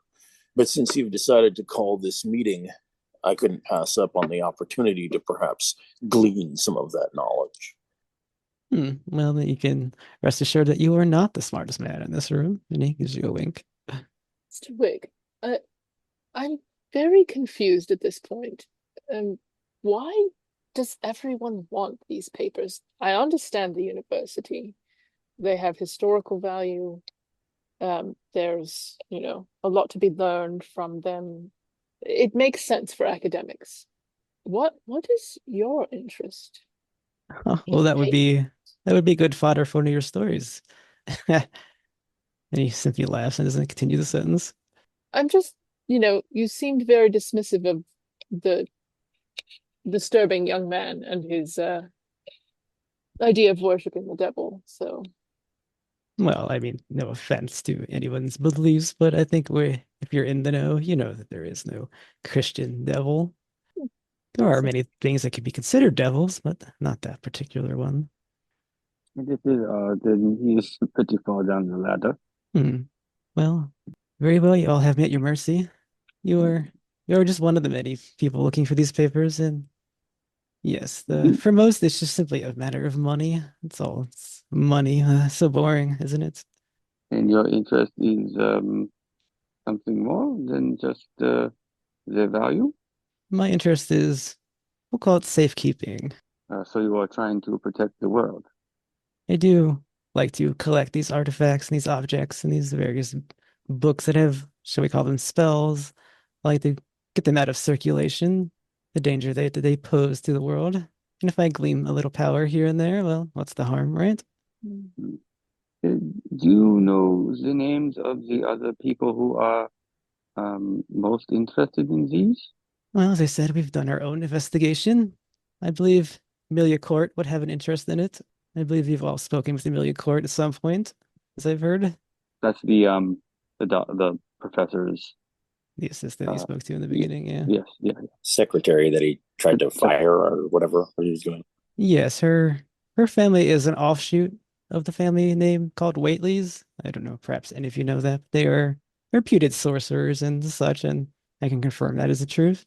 They changed their name to Court sometime in the past, and I would say she would be quite interested in witchcraft and such things. Virginia spent a lot of time with her, and she didn't really see that. So I'm gonna do another psychology check to see if he's Go trying to ahead. trick us or anything. Another hard success. Yes, it does seem to appear that he's trying to push her name out there as an interest, bringing out information. If you know about what do you know about Emilia Court? Do you need us to do you need us to do anything? You have your agents. Why are we involved? Well, you are a competing party for the papers. This is a courtesy. I wanted to work with you. I, of course, also want these papers. Now, I am a businessman. I was going to pay Charles later 3,000 for them. I could pay 5,000 for the papers. That'd be 1,000 for everyone. Doesn't that sound better than, is the dean even offering you anything for your help? The dean seems to be concerned about legal liabilities. At least that's his story about it. So he claims. Mhm. Listen, I'm not much of a fan of the dean, but I can't say that I would be part of this at all without him. So no, I don't think of myself much as a competing party. I was put up to a asinine task with hardly any information, and it's led me into numerous difficult situations, life-threatening even.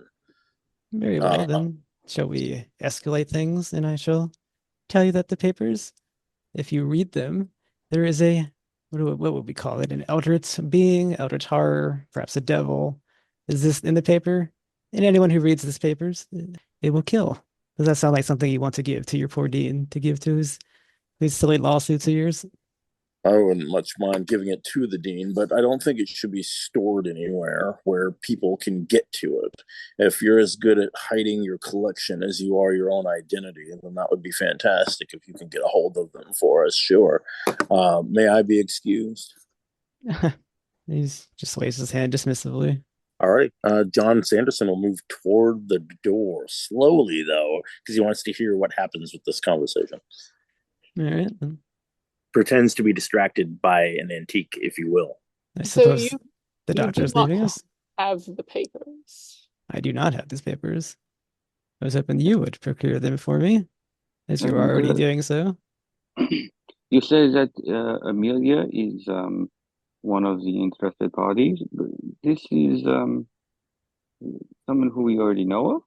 but who are the more powerful players like yourself? Who else do you know? I mean, uh, so that we can look into them.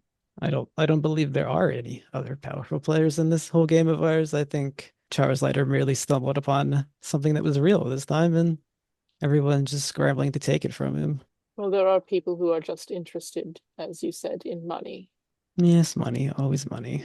Such as Lucy Stone, his what would you call it, a paramour. She knew all about his business. There's no way that she doesn't know how where the papers were and where to take them. Weren't you his primary buyer, though, for things? I've bought a few things from the man here and there, although he refused to sell these ones to me, which in the light of the counterfeiting makes much more sense. He was trying to copy it to make lots of money.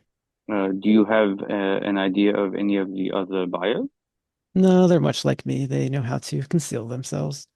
And then, I suppose if we're all pausing, we'll have to escalate again. In Virginia, he looks directly at you. Virginia, Virginia, you seem to have some true power in you, don't you?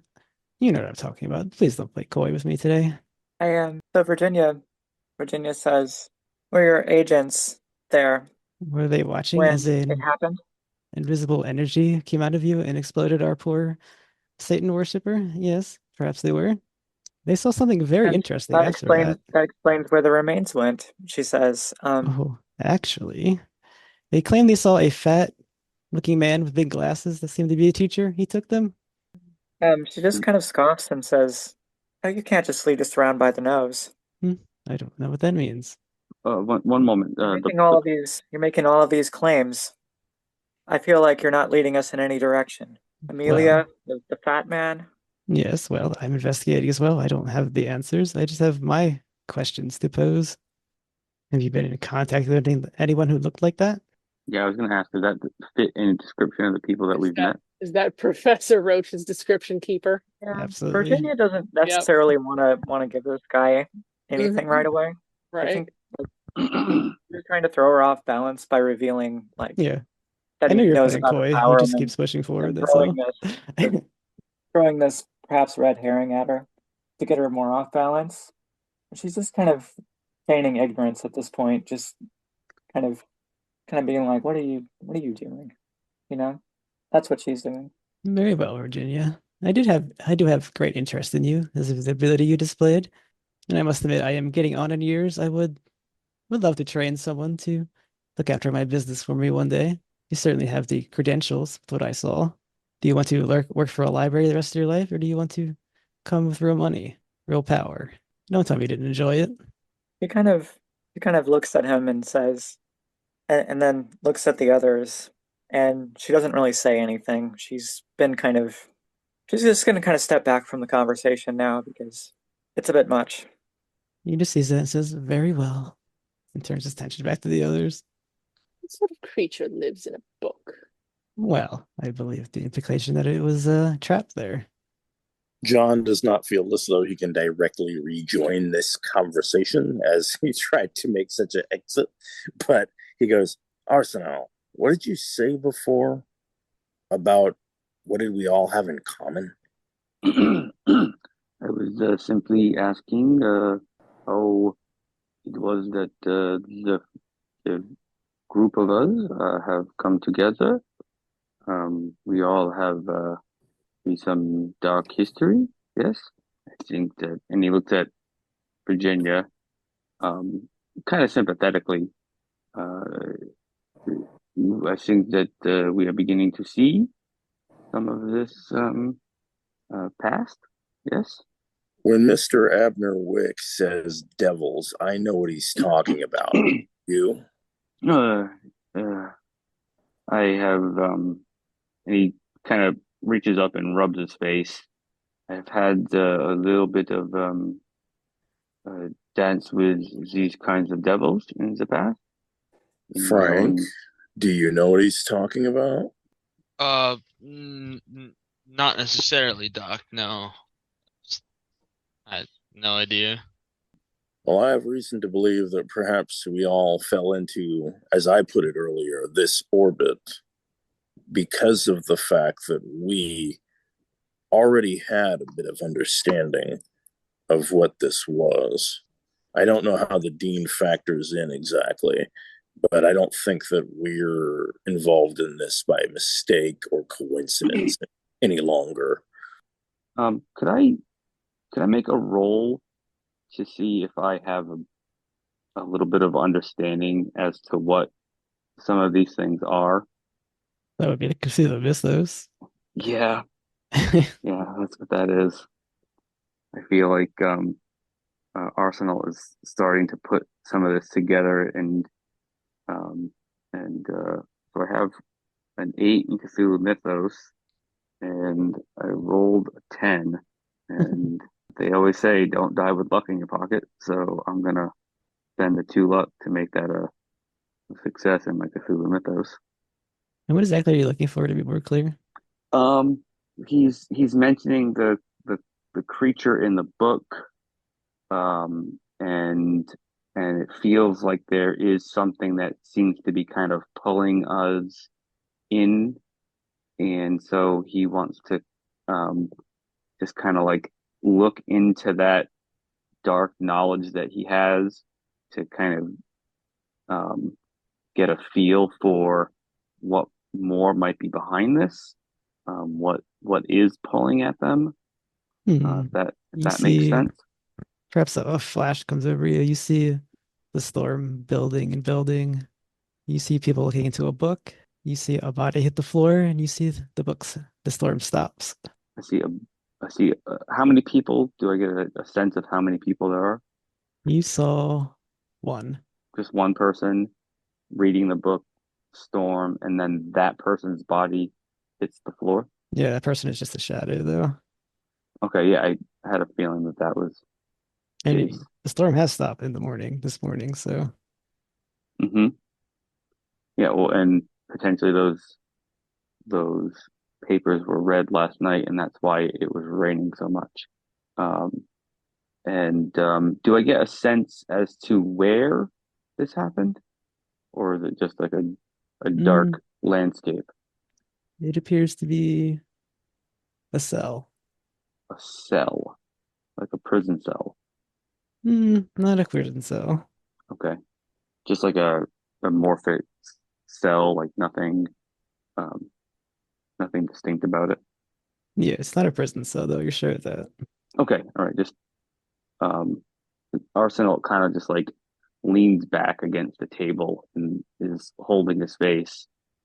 Um, uh, I have the feeling the what was in the safe was the papers. We were so close, but someone has used them.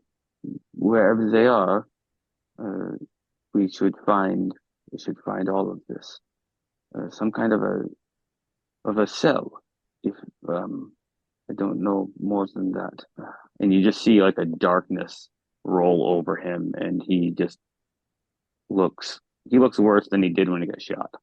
And Abner, because of course, hearing all this is a cell. How'd you come across that information?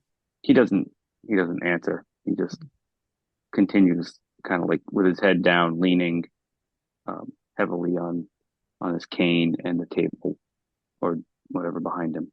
I mean, it's dangerous to look inside of yourself and see such things, Arsenault. You should be more careful.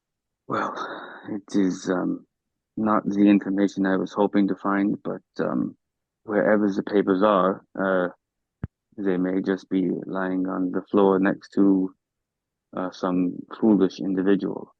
We must look into our what avenues we have left to that point, but we should move quickly because others will be close at hand, I think. No. Indeed. Well, forgive me, but I was going to offer more. I do have a special collection in the basement of my shop. I was hoping this would go much more nicely between us, and Virginia would be warm to me, but I suppose that was foolish. I was hoping I would show her. She already has power to perhaps to use the banishment to get rid of the creature. Virginia Virginia says, "Are you saying you have magic books in your basement and that you would share them with me?" Well, yes, I do wish to warm you up to me, I suppose.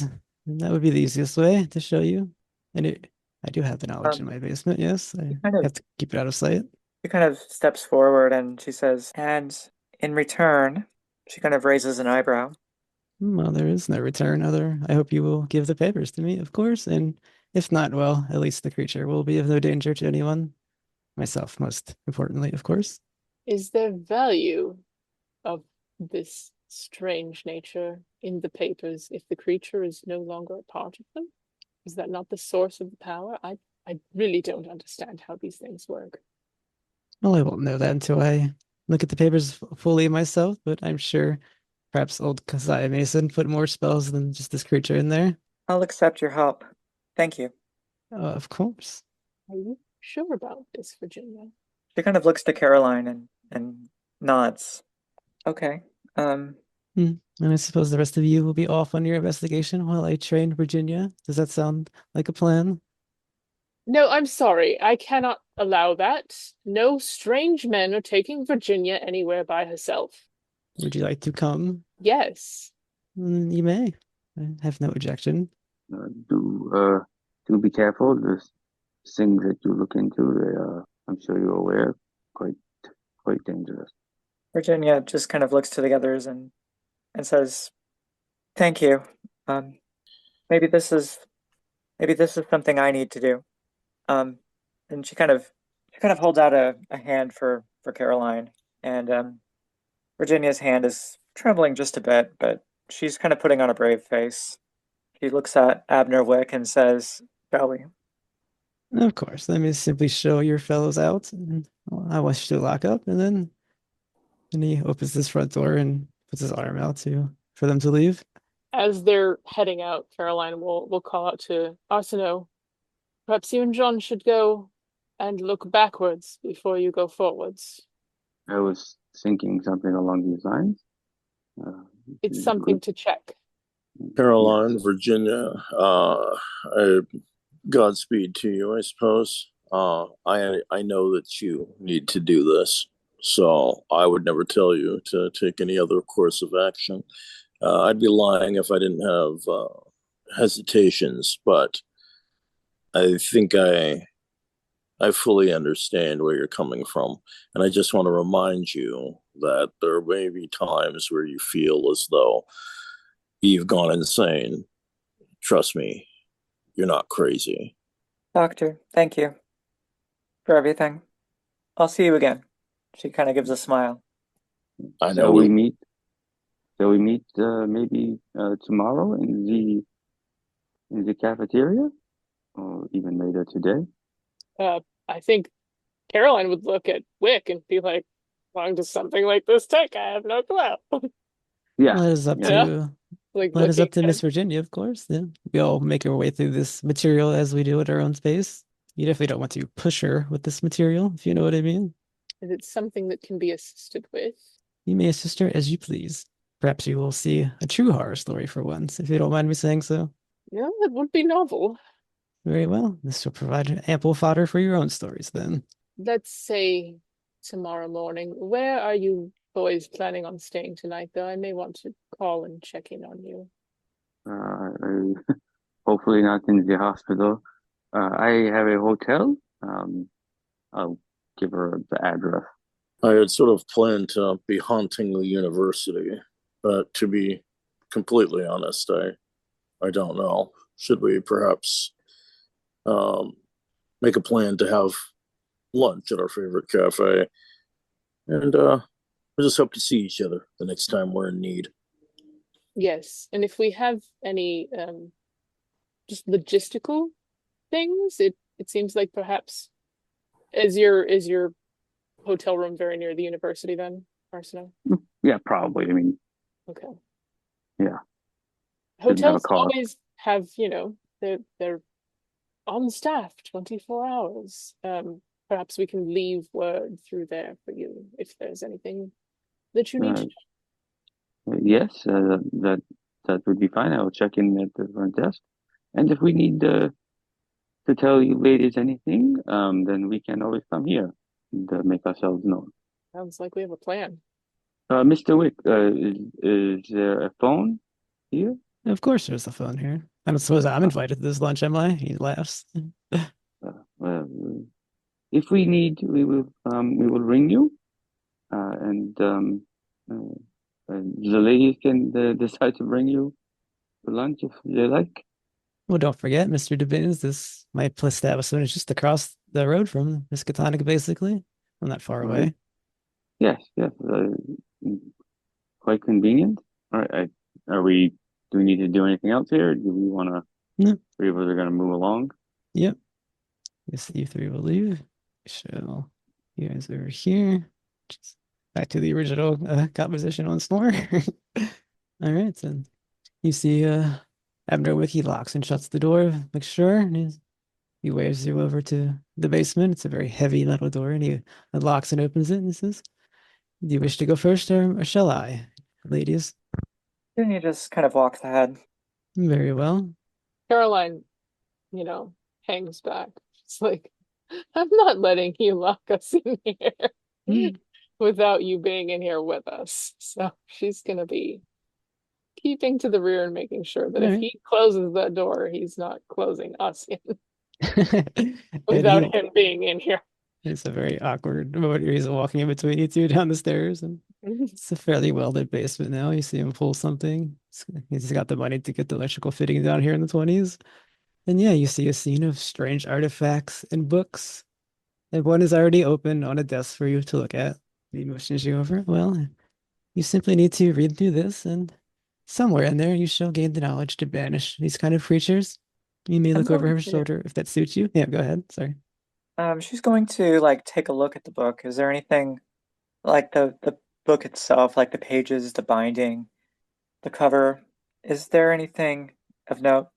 It is fairly old, and there's no marking on it or anything. It does appear to be in English, luckily. Yay. Okay. She's going to start reading. Okay, then we will swap over to the other party. Where exactly are you guys going or doing? Hopefully Arsenault got my message there. Well, my initial thought was to go back to the professor's house. I don't know if that was kind of what you were implying, but that may give us a clue as to who took the book. I'm kind of under the impression that it may not, especially from my vision, it may not have been the. Oh, you saw a cell. Does the cell not ring anything to you?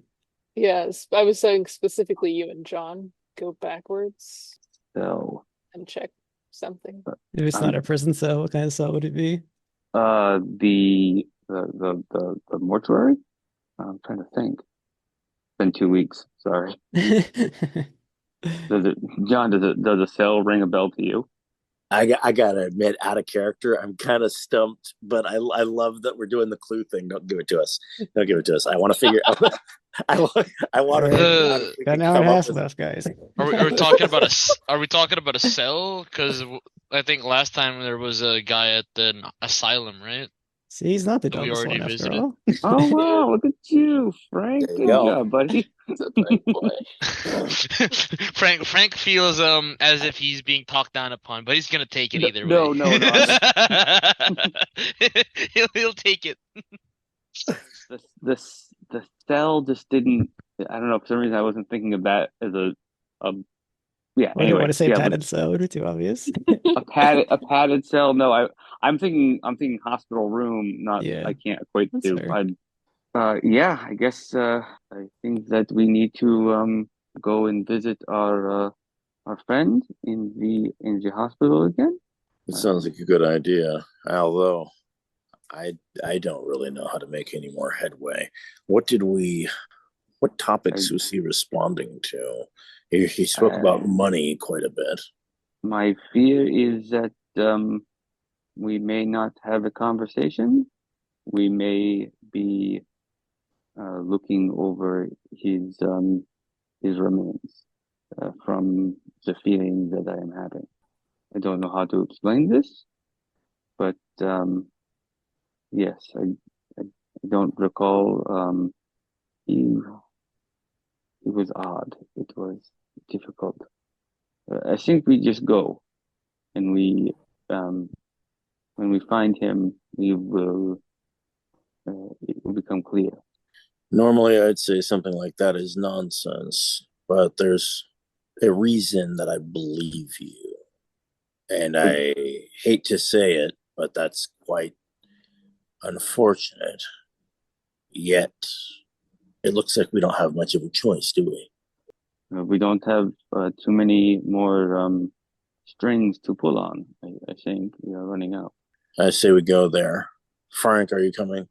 I hope so. course. He is our chauffeur. Of course. Oh, okay. All right. All right. You have Just the because car. you're gonna teach me a couple of things about my college course doesn't mean I'm your chauffeur, but I guess I am today. So get the I'm fuck just saying you have the car. I'm not putting you down.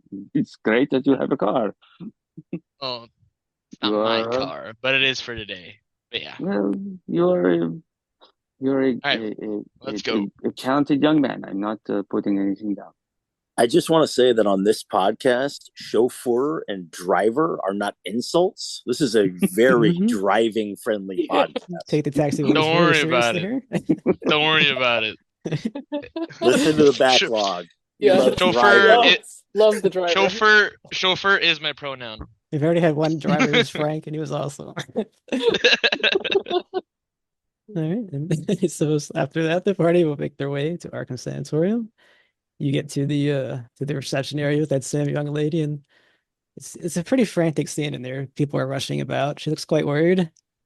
I think my hunch is correct. Let us get ourselves in as fast as we can and see if we can see the young man or what is left. Yes, you make your way to the cell where he was, and Dr. Johnson is out there, frantic look in his eyes.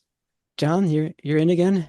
Can you give me some idea of what happened? I wasn't quite expecting to walk into this. What I have no idea what happened. We came in to look after him, and it's all over the fucking walls, John. I don't know. I'll peek inside the padded cell. I assume it's like a blood explosion. Yeah, looks like something. Well, you're just peeking in, right? So you just see blood on the walls. Okay. Just be like, oh dear. Well, I suppose I'll take it from here. You seem a bit stressed. Maybe we Stressed. Somebody cut my patients the ribbons in a can locked cell. swap you out here. Okay. I think what's important is that you make sure you're hydrated, make sure you're not keeping yourself short of breath. Okay, nice deep breaths, slow down. Okay, you need to regulate. You're losing Sounds it. like a persuade. Arsenault will hand him a cigarette to help. I got a 54 and a 6. He says, so you seem kind of like begrudgingly doing the breathing exercises. Says, I don't smoke, but thank you. I suppose you're right. Should you remain calm in the face of this insanity? It's normal to have such a reaction, but it's also important to center ourselves. Okay, I will. If I find anything you don't know, I'll let you know. You don't want to go in there, John. I'm afraid at this point I have to. There's And, nothing but I'll carnage. I'll step inside the He says carnage that room. as you walk in there, and yeah, you see the remains of Cecil Hunter, which you would only know that because you would know there'd be no way of knowing he was Cecil Hunter. He's unrecognizable. He's been slashed into ribbons. Blood is just everywhere into the room. And So well, is it like someone took like an orange peeler to him, or it's like something with huge, vicious claws just tore the man apart. all right? Is that sanity provoking? Yep, since you went and looked, I thought you were just gonna peek, but yeah, I would take a sanity roll now. Thought you were trying Yeah, to get around it. I'm gonna have to see what that is. Okay, I got a 46 underneath of 59. All right, then we'll say you're fine. You don't take any damage this time. So you were prepped for it. You did your own breathing exercises. You're good. All right. Should I make a sanity roll as well? If you're looking at it, yeah. Yeah, unfortunately, Arsenault is too curious You to. just gotta know, don't you? That's the whole Cthulhu thing. Well, I mean, he had that vision, so he kind of Yeah. has to follow up on it, right? Yep. So make your sanity roll. Well, that's actually not bad. That's I just made it with a 35. All right, then you also, I guess we're subconsciously doing those breathing exercises. You are also okay. Well, I mean, again, he I feel like he Yeah, was you're well mentally prepped for it. prepared Yeah, for something terrible. weren't really caught off guard by this, so does the dice do make sense? You see the same thing for something or someone tore Cecil Hunter apart. Hmm. Um, does it look like? I mean, probably other people have maybe come in here. Are there footsteps through the blood at this point, leading in, or is there any other signs of movement through the area? Mm, no, the scene is undisturbed. It would appear the doctor only poked his head in, and that was enough for him. Hmm. Um, is there a place to stand in the room where there isn't any blood? Mm, pretty much just in the doorway. Um, well, John, I think that we have to get ourselves a bit dirty. Uh, I am not so good at this kind of thing, but I will do my best to help um, examine uh, if if you think it is worth it. I don't think examining him is necessarily going to yield any results here. I think the important thing is what we found and what the doctor said a moment ago. Uh, he said inside of a closed, locked cell. So we have 24-hour monitoring, especially in these wards here. Something came and went undetected, and that's not the first time we've heard perhaps sounds that didn't have any trace of passage. I There has to be links that we can connect here, because if we don't, I'm going to lose it. So let's go with some more. Anything else? Who died? Heart attack? Screaming? He seemed to have had some kind of attack. It doesn't match the slashing, but maybe they can kill you in different ways. Who else has died? Who's touched the papers? The guy said you touch them, if you read them, if you know the knowledge inside them, they come kill you. Who is Well, they? the thing is if in the hunch that I had gotten, I saw a body and the book, and the body fell to the floor, and he points to the body on the floor. But so do we see any sign of papers, material around, maybe covered in blood? No, Cecil Hunter had no belongings. He was just sitting in a cell in his clothes. Maybe, I hate to say it this way, but maybe as he had already read the papers, had done the translating or the forging, maybe the papers were somehow in him, um, and they found their way out. Well, I have to say, your mind works in a very fascinating way, Mr. Devane. And I think instinctively, John starts to squat down and puts on some rubber gloves, and begins to sort of peek at the ribbons and look kind of at the flesh without trying to disturb it quite so much, just trying to sort of look around at the edges, see if anything stands out. Obviously, like tattoos or something. Can I assist him in this? Yeah, go ahead. Is a spot hidden, or Yeah, I guess it would be. not with any other? Oh wow! Um, I got a I got a 100. Oh no!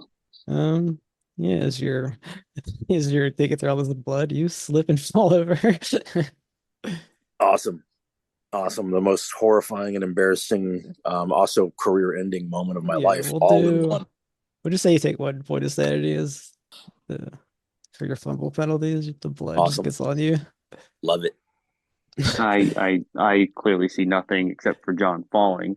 Yeah, that because that Um, takes all your attention. Sorry, John. I hope that ugh, this has become more of a mess.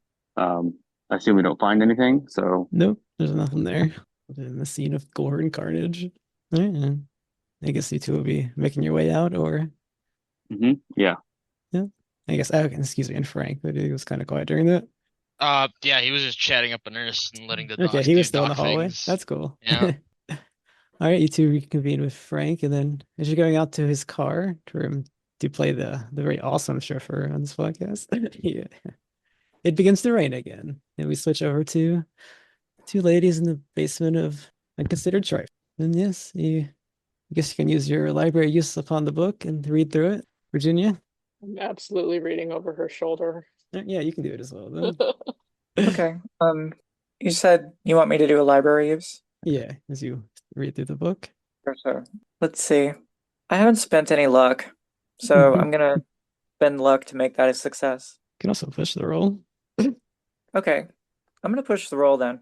Okay, I made it a hard success. All right, that sounds better. Your initial I reading. Yeah, go apparently ahead. got a really good success there. Extreme. Extreme. Okay, yeah. As you both thumb through it, you do come up with this. It is a strange book of occult clippings that he's put together, perhaps, and it does seem like he made this book himself from various sources. You do come up with the banishing spell, and then as you're procuring this information, you do hear that the basement door slam shut very loudly, and clearly has been locked. Virginia just kind of stands up and looks around. And all you see is a smiling Abner Wick who walks over to the corner and he pulls on a trapdoor that was there, and he gives you a little bow and he jumps inside of it. He jumps down a trapdoor. He does, yes. Oh God. I would like to try to follow him. And as you do, you hear a voice down there. I don't know if that's going to stop you or not. And it just says, Virginia, Virginia. Virginia's going to move over towards the voice, just kind of slowly. She's taking deep breaths and trying to focus her gaze after staring at that book and getting this kind of knowledge. Yeah, it's pitch. Is there It's anything pitch. familiar about this voice? No, it's very like hoarse and strained. I just Virginia, kind of say, "Who is it?" are you coming to work with Abner and us? She just says, what work? What work needs to be done?" Well, all sorts. So glad you're Oh, here with us. she looks to Caroline. Will you feed us again? Virginia shudders and says, "Oh God, oh God." That does not sound good. She's going to turn and grab Caroline's hand, and then she's going to go up to up the stairs to the door. It's a huge locked little door. I will use Opener of the Way. All right, roll that sanity. Okay, since I'm using this for the second time and I know the nature of the spell, can I choose how many points of magic I put into it? Yep, absolutely. Okay, Yeah. great. We'll say it's about, I don't know what the HP on a door is, but just give it like 40. It's a very huge, thick metal door. Huge, thick metal door. I'll give it about I'm going to 40 make my HP. sanity roll Yeah. first Mhm. and then do that one. Okay, I lose 4 points of 4. sanity. All right. And once again, the wave of energy comes out. The door, it just splinters open. Huge metal things go everywhere out the other way. Okay, And you are quite shaken by that, but you're 1 point away from you're just 1 point off, but you managed to keep yourself together. I've actually seen a spell. And yes, Caroline, you can put 1 Cthulhu Mythos score as you saw actual magic used in front of you. okay. So how many magic points does that cost? We'll say it costs 4. 4. Okay. Yeah. I'm just going to run outside. Mm-hmm. And I suppose you're following. Yeah, definitely. I'm keeping with her then. All right, then I guess the party's going to reconvene. You guys run to the cafeteria. You're going somewhere else. Well, I would assume that John would probably want to go back to his room and get changed. But yeah, we'd probably go back to the. Oh, we just say that happens off screen. Yeah, right? yeah. Well, just to make sure that we weren't showing up covered in blood. Yeah, that's cool. Yeah, I guess we'd probably just go back to the cafeteria. I feel like we're running out of leads, unfortunately. But you said it's raining again? Yep, the storm, that freak weather pattern which you already did use your engineering on has started up again, or physics, sorry, has started up again. Yes, and it's that like same almost torrential type rain that is very just not normal for this. I have a feeling that we may be finding another body soon. We'd say as we drive. I'm afraid so. These things seem to be more and more frequent. There's a lot that's on my mind right now. Yes. Uh, what?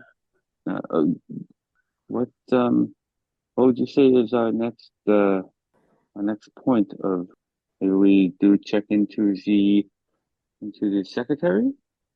Um, don't know. Okay. Are we together or are we still? Yeah, I wasn't sure if they were having that conversation in the car or not. Yeah. Okay. Yeah. Oh, sorry. I apologize. No, I'd say we would we'd be at the cafeteria. I don't want to cut anybody out Okay, at then this yes, point. you reconvened and he brought that topic up and said that. Yeah. Okay. You see Virginia, and she's pale and shaking a bit. Her eyes are very wide, and um, she has a cup of tea in her hand, and she's just holding it. And she looks at everyone and says, "Amelia Court. Do you know where Amelia Court is?" I think that it is the only lead that we have left to uncover. Um, maybe her family is uh, somehow involved in this. Arsenault also is pretty pale and drinking tea and smoking a cigarette. She says, "Mr. Wick, there's something. His agents, they are not human. They wanted me to do something terrible, but I escaped. We need to do this quickly. We need to find Amelia. Amelia probably has the papers, and then we need to destroy the papers, and then and then get the hell out of here. You haven't you haven't heard her swear yet, so you can tell she's becoming a little unhinged. You, she is on staff here at the college. She must have her home uh, part of her records. Maybe we can track this down and go and pay her a visit. Hopefully, find her. Yes, and Uh, if she's not there, I think I know where else to look based on what he said, assuming there's any truth. yes, that is. Do we have any of the suspicions, any of the leads to follow at this point? Not It's that I Amelia, think has Virginia the says. papers. I'm concerned about Professor Roach based on what Wick said, but I don't know that we can trust anything he said. Darling, do you think that the thing that we read was that legitimate? I don't know magic. You know magic. It is banishment. He was he held up that part of the bargain. You have a way He was trying to to entice me. hmm, you have a way to deal with whatever this thing is that we are chasing. We She think said so. she Oh, looks well, looks at you, and she kind of grips the teacup harder, and she just kind of she just kind of nods very intensely. we will aid you in this in whatever regard we must, but first we must track down this final lead. Okay, and how's the party going to find Amelia Court? Again, the school probably would have a record of where she lives. Again, as an employee, we could go to the records, the HR as it were, and look into her record. If we need to go through all that, we can. Um, and then you said Caroline had another suspicion as to where we might be able to find her. Yeah, if we get to where she is and it doesn't look like she's there or has been there very recently, Caroline thinks that if there was any truth to what Abner Wick said, she's gonna be at the Hob House. Hmm, that makes sense. She has some sort of historical connection. We haven't actually been we haven't actually been there, right? No, only No, we they had no went there. reason. We had no reason to be there, yeah. Yeah, they removed the materials from there, so that's what we were looking for. Yeah. So I mean we might as well just get get her address and then go to one and then go to the other, or we just go right to the Hob House. That may be a source of power. I don't know if we need to get her address so much as we just need to find Professor Roach's office. I believe he was who she was trying to work with next, right? Since he got put in charge of trying to find the papers, logically she would try to associate herself with him, and then hopefully we don't find two more people dead. Yeah, if it's during the day, we can definitely like check his office first, and then if no one is there, check. I'm concerned about him, but mostly Caroline's only concern about him is that he may have something he's going to try and hold over Virginia. That's what I got out of what we've learned so far.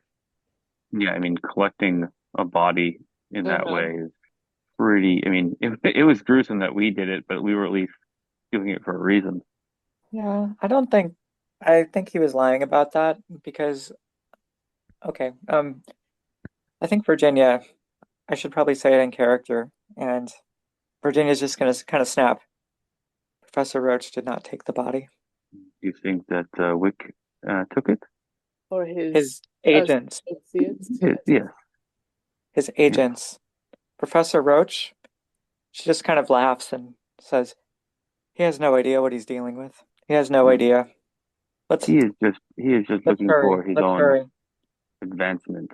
Yes. All right, well, his office is common knowledge to all these people here, so you make your way to the Professor Force's office, and you see both him and Emilia Court in there. In the office. Yep, she's working with him in the office on some papers. Um, Virginia's just going to kind of burst through the door and say, Professor Roach, Emilia, Hmm. They what both are turn those to, papers? oh, those are just some school papers. Why do you ask? She just kind of storms over and she's going to attempt to look at them. Yeah, he appears to be telling the truth. There's just some work papers, school names, school projects and such. I mean, this is She's going to start looking through the office to see if she can find the papers. like Roach is just getting animated. Like, what are you doing? I wouldn't keep them here if I had them. Come on. She says, we're running out of time. We're running out of Time time. time for what, woman? We suspect that someone has uh, procured the papers from the professor's safe, and there seems to be a trail of destruction that follows them. Well, they're not here. He kind of, Virginia looks to Amelia now and smiles and says, Amelia, you would be interested in these papers. It would only make sense. What do you Please, mean by Amelia, we that? need your help. What are you talking about? Um, Virginia's going to kind of turn and look to the others and say, just kind of with this kind of desperation on her face, just like kind of Mm. a silent plea for help. Uh, Caroline wants to, see if she gets a read off of Amelia that she really has like no clue. That's psychology. Go ahead. That's a no. I have no clue what she's thinking. She is stone to me. Yeah, she is known to be rather cold too, so it's not very surprising that you can't read her very well. And she just continues, what are you two going on about? I was trying to help you find the papers. So Was there any deeper reason why you may be looking for the papers? for a reason, I was just trying to help the dean like all of you are. Hmm, yes. Well, they may have been right within our grasp, and now they are very much not. Um, so we are a bit of a loss.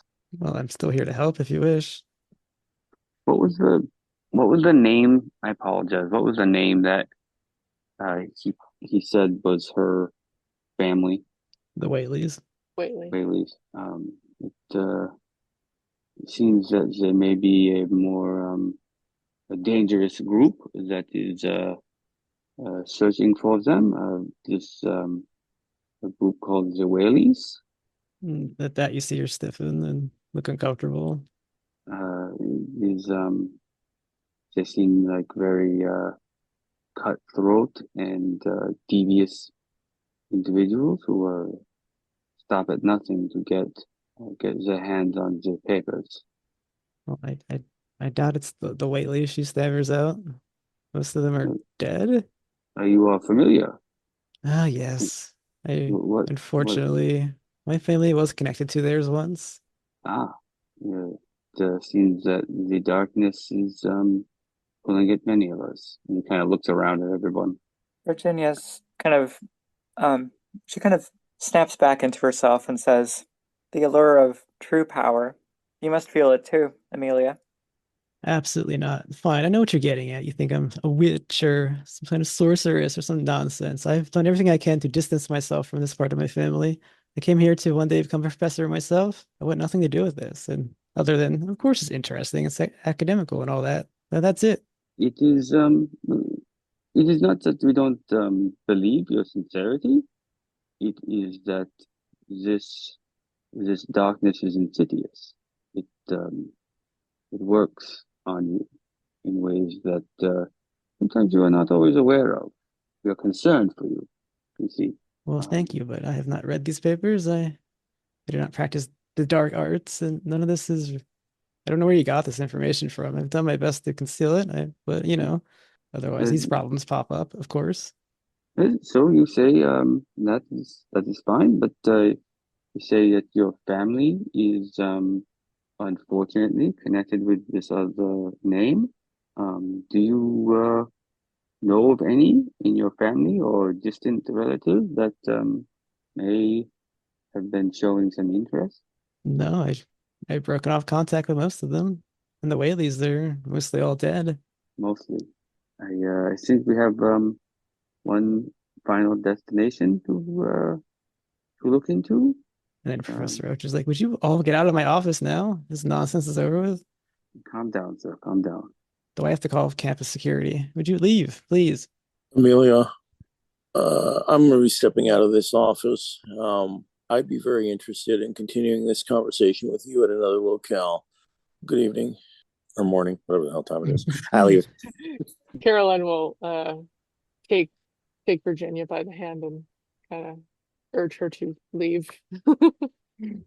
Virginia just kind of nods. Oh, of course, of course. Arsenault Just will kind of look at. one last look over the office before she leaves. You just see Professor Roach shutting the door in your face. Arsenault will before that happens, it will just kind of look at Emilia. If anything does come to you, please be safe and make us aware of it if you can, She doesn't answer. of course. And he'll leave. All right, you're all standing outside the office. I think it is time to go to the house. Yes, Maybe we are running out of options. I only have one other suspicion, frankly, and it's ridiculous. I'm sure it's nowhere near as ridiculous as the idea is going through my mind right now. So why don't you go ahead and shoot? Well, that boy was dead. Well, he's not dead Lord. now. Well, I'm sorry. I don't understand. I have to admit, a resurrection. I mean, that does not have this conversation here. Let us at least get outside. right. Maybe we go to the car and start heading to the house. All right. Guess you're all just piling into Frank's car. yeah, I think we can fit if if we squish. Well, these cars generally you can fit a lot of bodies. Yep. It's All just right. not with the like prim spacing between us. That's all. Yeah. You'll make a very uncomfortable drive to the Hob House, and the storm does begin to pick up intensity, not unlike it was at the night of the shootout. And you arrive there to the dilapidated manor that is Hob House Man's. Arsenal is using his umbrella. It would have been doing so before as well. Shall we go inside? I think that before we do that, we need to Oh yeah. fill you in on the fact that your help may be required if we want to try the thing that we learned in the basement. Yes.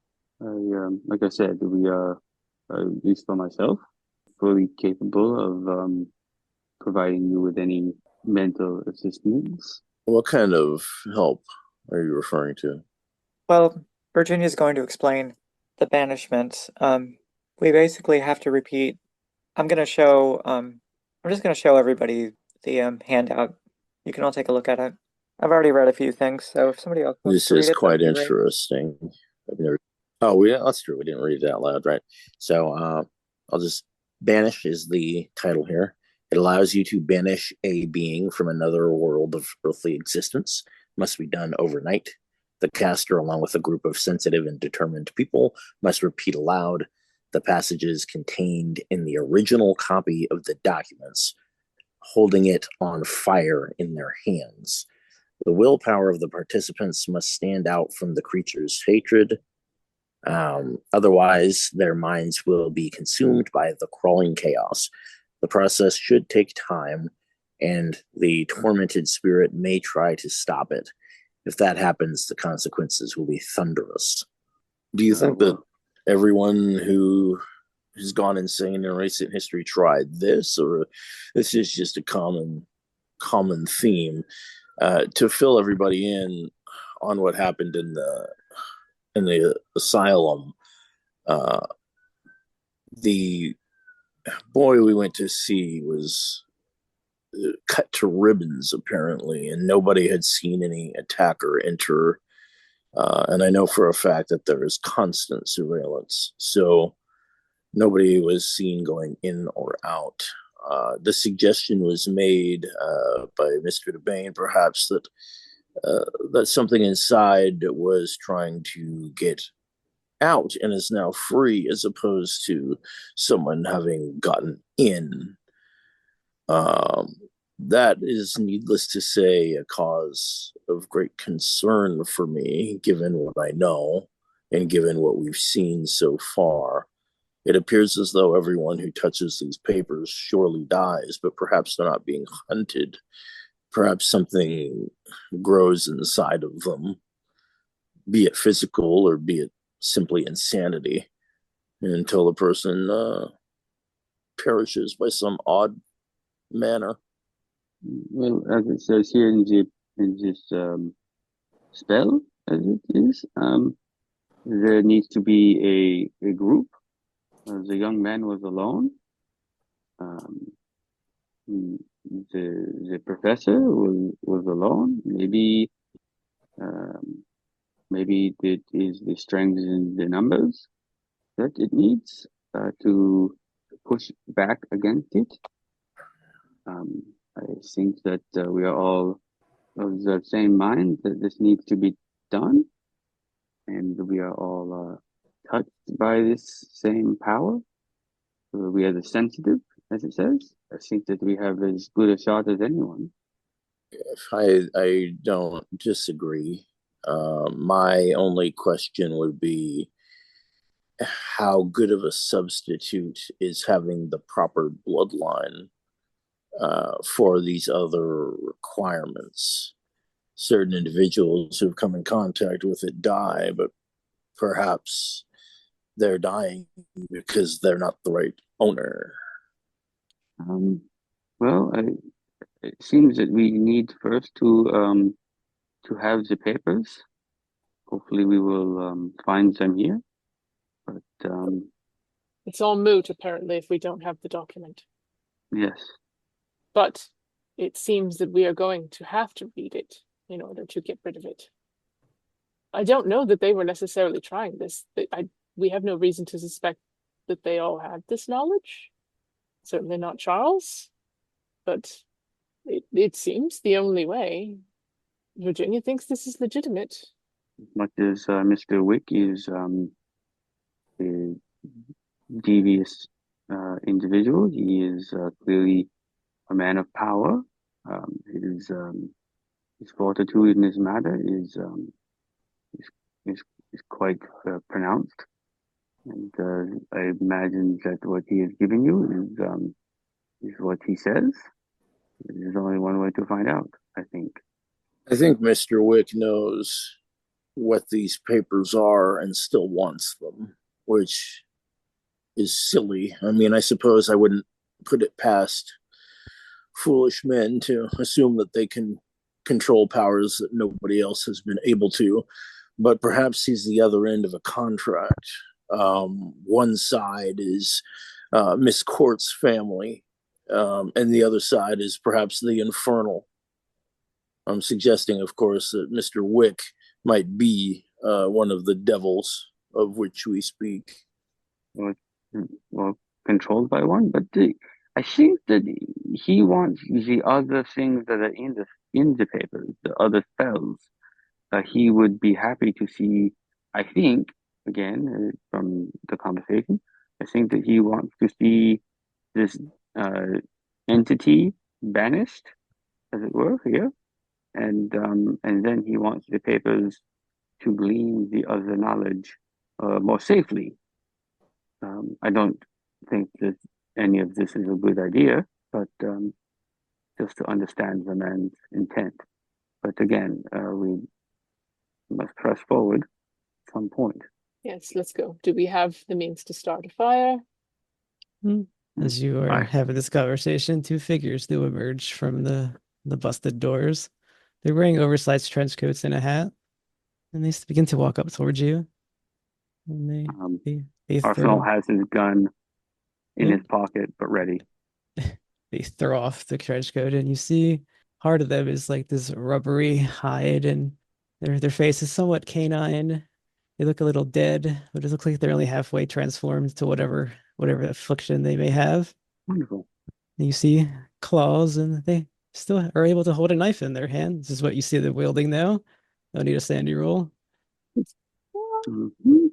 I got a 10, significantly lower than my current sanity. Thank goodness. All right. Yeah, I unfortunately failed by just one. All right. If you failed, you take 1d4. If you passed, you don't take any. That is 3. All right. Well, then we are in combat. Did Frank ready his gun or no? Absolutely.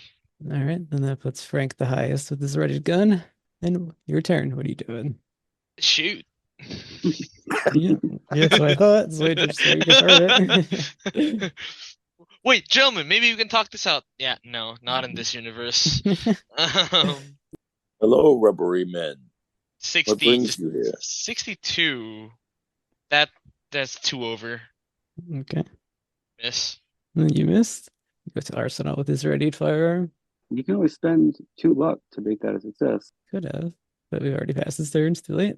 Okay. All right. I am gonna fire. And you said there's two of them. It's not like No, there's only 2. okay. I'll make sure I'm on. Oh, and that is also a miss. Okay.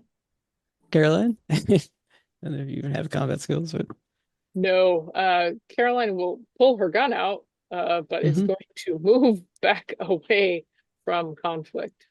This does not look like anything she wants to be close to. All right, are you firing it or no? If you let me, yeah. Yeah, I mean, I'll let it you. was ready in my purse, so I Okay, guess it was that's ready. fair. Then yeah, go ahead. Yeah. Fire. That is a no. In fact, that is a well, no, not quite a fumble. Very close. All right, then it goes to Virginia. Virginia is going to. She's just going to look at them and these things and say, scream, "Where are they? Where are they? Where are they? They simply cock their head to the side and don't answer. Speak, damn it!" No, they are walking towards you menacingly with a knife. No. His 3 shots went wild and missed them. Are we gonna pass you? Is that it? She's she's been having rough days. I think she's just gonna keep shouting at them while slowly backing away, not really seeing where she's going. All right. Well, what are you doing, John? I would imagine that I probably want to just stay inside the car. I'm hoping that the guys can't stab through. I don't know what to do. I'm a weird doctor guy. I guess I'll just kind of look at Virginia and I'll be like, don't use it unless you have to. I'm very concerned about what happens long term. And that's it. Okay, they're back I up. don't have a gun. Oh, they have to attack. Yeah, they're gonna walk up to, I guess. Well, they're not gonna attack Virginia, or they're gonna attack the doctor. Screw it. Yeah, come for me. Are we all currently out of, maybe not Virginia, but we're all currently out of the car, or are we still in the car? Well, Not either really way, they sure can where just the- walk up and stab you if you're not. So those old cars are kind of open, aren't they? That's true, yeah. All right. The first one rolls 69 over 50 with a hunting. Sweet. I'm a dodge. Okay, I'll try to. go ahead, dodge. Yes, it'll hit you unless you fumble. It won't hit you. Okay. Oop, I got a 77, so that's a failure. All right, well, it missed. The second one rolled. Attack or fight back. I'm definitely gonna dodge. All right, you have to dodge with the Oh disadvantage wait. because you're hitting it twice at one turn. Oh yeah, that's right. Can I do it? Can I even do it? Or is it can I dodge twice? Or Yeah, can just I at a disadvantage. Okay. All One right. disadvantage dice. Sweet, 91. So no, I'm getting cut. No, it rolled 57 over 50. You're fine. Sweet. Puts us back up to Frank. You just saw them swing Uh, wildly at the we're doctor. yeah, we're outside the car now, right? Well, the shield is just sitting there. It's you. Yeah. I'm gonna head to the trunk and grab the shotty. All right. Yeah, I think last time that was my turn, so yeah. I'll let you fire.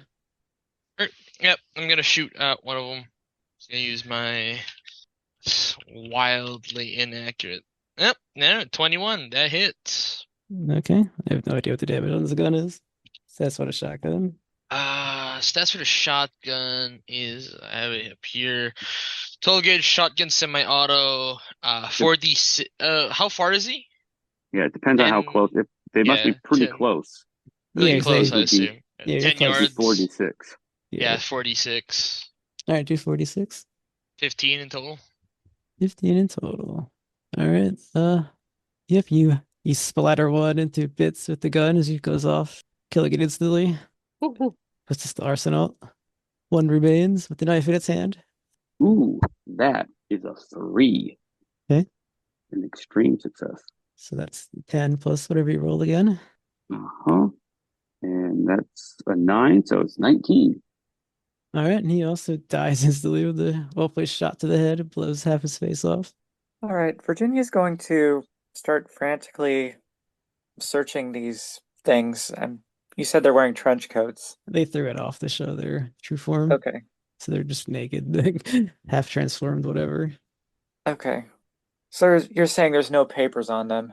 There's nothing on them. Nope, completely naked, only with the knives. God damn it. When are you going to give us the papers?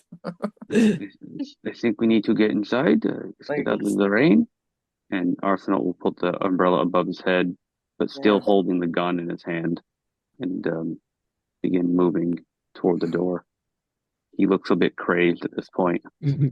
Yeah. Lost a lot of sandy in That's this, all haven't you? Yeah.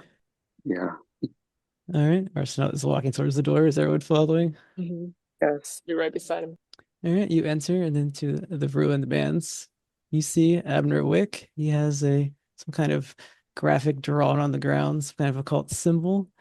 In the middle of it is Lucy Stone, and he has some sort of the papers, assumingly, next to him, and he looks up at all of you. He says, "Well."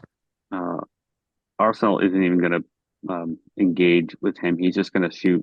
All right, go ahead. He's kind of had enough of this. That'll just start going for everyone. Hold on, sorry. I mean, I hit the wrong. That's a 41. But like I said, don't die with luck in your pocket. So, I'm gonna spend the. Oh wait, no, I have a 50. Never mind. Sorry, I don't know what I was thinking. So that's a regular success. All right, roll your d10. Something good. Well, 4. So you rolled a 4. Yes. Okay. All right, you shoot him and see in the shoulder, perhaps. Does it look like it is doing like it's done regular damage? It looked exactly the same as the other guys you shot. Okay, just more from the player's point of view. And now I'll yell, this madness must end. All right, Frank, if you still have your gun ready, go ahead. Oh boy! Get close. That was critical. That's a 1. Ooh, You rolled a 1. All Is that right. an extreme success? you killed everybody. All right. Well, What is it still a 46? yeah. I mean, it doesn't really matter. It's 46. No, it's the full damage plus 46. 15 damage. All right, you blow away Abner Wick just the same as the other ones. Hey, look, it's Kurt Cobain. No, I think you may have evaporated him. He just missed. Yeah, His head is just pink mist at this point. Yeah. Yep, he is. So upper half is just splattered. Smell of rot fills the room. Is Lucy? Does she look like she's tied up Yeah, she's tied up and unconscious. and unconscious? All right. I'm gonna go over and begin to disturb the. Well, actually, I'm gonna look at them and try to get some kind of an idea about what his this ritual was that he must be doing. I don't know if I can roll an occult to Yeah, you can take a understand. call. I'm just making a call. Yeah, that is a 10. So that is a hard success. All right, we'll just say somewhere in your occult readings, this looks like some kind of binding ritual. Okay. So I can kind of assume that he was going to try to bind the spirit into this woman's body, Or something along perhaps he those lines. was trying to feed it to her to appease it so he could Okay. control it. Okay. Something along those lines. Yeah, you That's got a fine. hard success. That's fine. Virginia's Yeah. going to be frantically searching around for anything that looks like papers, of course. Well, they were right in front of his body. So Yeah, they're I think probably they're right covered there. a bit of blood and gore, but they were right next to him. Okay, she doesn't care about the blood and gore. Mhm. She's going to say, we need to start a fire, and we need to hold these, and we need to set them on fire, and we need to start chanting. Yes. Let's end this. Let's end this. Mm-hmm. Yes, I concur. I'm gonna move her body someplace out of the way. Yeah, I'll Um, help you carry her out of the yeah, weird circle. cut her hands free, and try to put her on something that would be at least a little bit more comfortable than just the floor, if there is anything, or just like lean her against in a corner or something. I don't want to Right. deal with her too much, but All right, you begin to see a form appear. Seems to be shifting. It's hulking. It's almost bear-like. It's made up of glowing, shimmering reddish black worms. It's shifting and peering in front of you as it clearly understands what you're doing. as we move the body, No, it just we're appears. just preparing to do Oh, what we're okay. doing. It is forming in front of you. Yeah. Um, then I'm going to leave that and try to find something to start a fire. This thing is materializing. I want to. How much time has passed since I last used my magic? Like Probably like 2 hours. 2 hours? Okay, then I would regain. I would be at I'd be at 10 then, because I recover every 2 hours. You recover two, I think. It's 1 per hour. Okay, one per hour, Mhm. so I'd be recovering two. All right, how much you putting into the spell? Um, maybe I don't cast a spell just yet Okay. because it's cost me sanity. So maybe we can start the banishing. I assume somebody has a way to start a fire, right? Yeah, I Yeah, have there's at least somebody who has a lighter. I smoke, so I have matches on me. Interesting fact, lighters were not invented till like true lighters weren't invented till like the 30s. Mm. There were like Exactly when. trench lighters, but Yeah, they Frank just has matches as well because he also smokes. Right. Mhm. And we have the one from the bar. one of the reasons why I make characters who smoke. Let's see. Okay.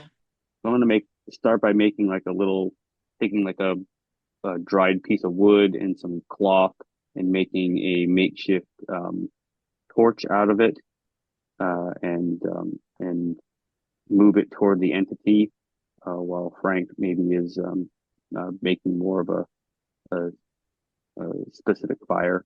All right, so who started the chanting as it materializes? Who's going first? I got nothing else better to do, so I'll read some I would paperwork. chant. Yeah, It's 3 yeses. That was Yeah. a good I'm gonna chant. be I'll, chanting and holding the burning pages, yeah, I'll start like it says chanting in as the well. spell. Well, only one of you is. Well, one of you is the hold it, but yeah. And it's not hard to figure out whoever's holding the book is going to draw its ire. So choose now as it's beginning to materialize. We shall begin combat. I'll hold the book. Very well. Caroline is holding the burning book, and she starts the first chant. Frank is reloading frantically. So two of you have guns drawn, yes? Mm-hmm. Very well. Absolutely. You're lucky because that makes you faster than it. Go ahead. Feeling like it's not going to help much, but sure. Frank. Yeah, make Frank first. He has higher combat skills technically. Yeah. Frank, fire that shotgun. In the words of my favorite person in the entire world, if it bleeds, we can kill it. In case I don't make it bleed because I fucking miss. Yep, the side of the thing materializing fully now makes you go wide. And now it is here in its entirety. I will need a sanity roll from everyone Oh boy. Great. Let's see before how I this forget goes. again. I rolled a 27 on my sanity, so I just I'm passed. 1 over on my sanity. Okay, Made I it. failed. interesting. All right, well, if you succeeded, you still need to take 1d4. If you failed, you need to do a 1d8. Mhm. Okay. Oh, Boy, Did I got anyone take 5? That's really all I need to know. got an 8. You got an 8. boy, Okay, now fun John. time. Nobody's gone insane in a while. Okay, John, roll your intelligence. Okay, I got a 40 under 50, so that's a hard success. You understand what has happened, so we will do the. You are in indefinite sanity. You suffer from psychomatic. Let's say you've gone blind. I can't read the pages. Oh, Don't worry, they're on fire. Yeah, so you just gotta keep chanting. All right, we've gotten that out of the way. Everyone is fine except for John, who's gone blind. It's an indefinite sanity, or temporary sanity, excuse me, and that'll bring us to Arsenault. That is a 12, and I'm gonna spend 2 points of luck to make that an extreme, bring it down to a 10, Okay, and then I will give you chances. Cool. And then I will give you, so it's going to be 10 plus non-roll high, well, or 4. So it's a total of 14. all right. You shoot it the shifting form. You've heard it, but it is not down. Yeah. Am I still able to chant while I'm firing? I wouldn't see why not. Okay. Just want to make sure. I feel like that's kind of important right now. All right, make sure to check his HP. Yep. Okay. And I believe Caroline had the book. yep. It is now the horror's turn. He's going to attack. Do you fight back or dodge? I will dodge. All right, go for it. Okay. Here goes. My dodge is 50. Ah, I succeeded. Okay. I've rolled I rolled a 4 under 60, so Oh god. that is extreme. He wins, or it wins. Yeah. That wins. Do you want to spend luck or no? You know what? I don't think I've spent much luck this whole He can match the Oh, extreme, it'll I've miss. got it. Yeah, I can match that. I can get down to 10. That's not hard.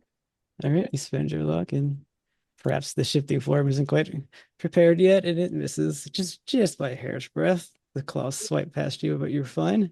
All right, that takes us to Virginia. I'm going to be chanting. Okay, you'll skip your turn then, and Johnny, you're blind. What do you want to do? Well, I imagine since I'm crazy, I'm probably ripping out my one good feature, my beautiful hair. I'm probably tearing that out of my scalp, just being like, I can't say anything because I can't read pages. So Well, you don't have I to don't read think. it. You just gonna keep chanting to yourself.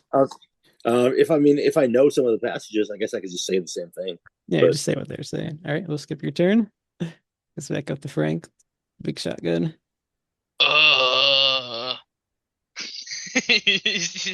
First shot goes wide and 19 passes. 46. Yeah, roll it. 7. All right. The pellet, I guess the buckshot goes into it, but it wavers, but it's still there. Arsenal. That is a regular success. Mm-hmm. Not going to spend luck to bring that down. That's another 4. And I'm going to try to move myself. I'm going to move myself over to Caroline if I can, kind of holding the fire out to kind of just protect her a little bit. You shift over just as well because the horror reels back for another shot at the book holder. Are you going to dodge or fight back, Caroline? I will dodge. Just so y'all know, though, I spent 35 points of luck last turn. So if it Well, rolls back out again, I will not be dodging. Okay, so it's still a success, a normal success, close to what it was last time. Does she get any help, or maybe the creature gets a disadvantage on attacking her because I'm there? I mean, I would let you take the hit, but I wouldn't have let that affect the roll. But it rolled a 52 under 60, which is just normal, so it misses. Sweet. And are we skipping the other two's turn again, or no? Yeah, I'm gonna keep chanting. All right. Yeah, I'm chanting as best I can. Chanting. All right, you all begin to see the creature waver, and you think maybe perhaps one more turn of all this might work. When I get rid of it. So Frank, what are you doing? I think everyone who's listening to the podcast knows what I'm about to do. I still have to ask. I know what you're doing. They know what you're doing. What So do you want me to do? how many rounds does a shotgun have? I still have like 2 in the pipe because I did reload. So after this, which is a 16 damage, by the way. After this, I got 2 more shots. It's got 5 rounds. Okay. So you've 16 hit, damage. I believe, 16. Okay. I think that actually dispersed it finally. So we don't need to go through the whole round. It disperses. Its physical form Frank's- is destroyed. You see it just shiver in the air. Frank sees it disperse and he goes, "Yeah, that's what I'm fucking talking about. See, guns do something, Doc." And he looks at everyone. See, I fucking told you.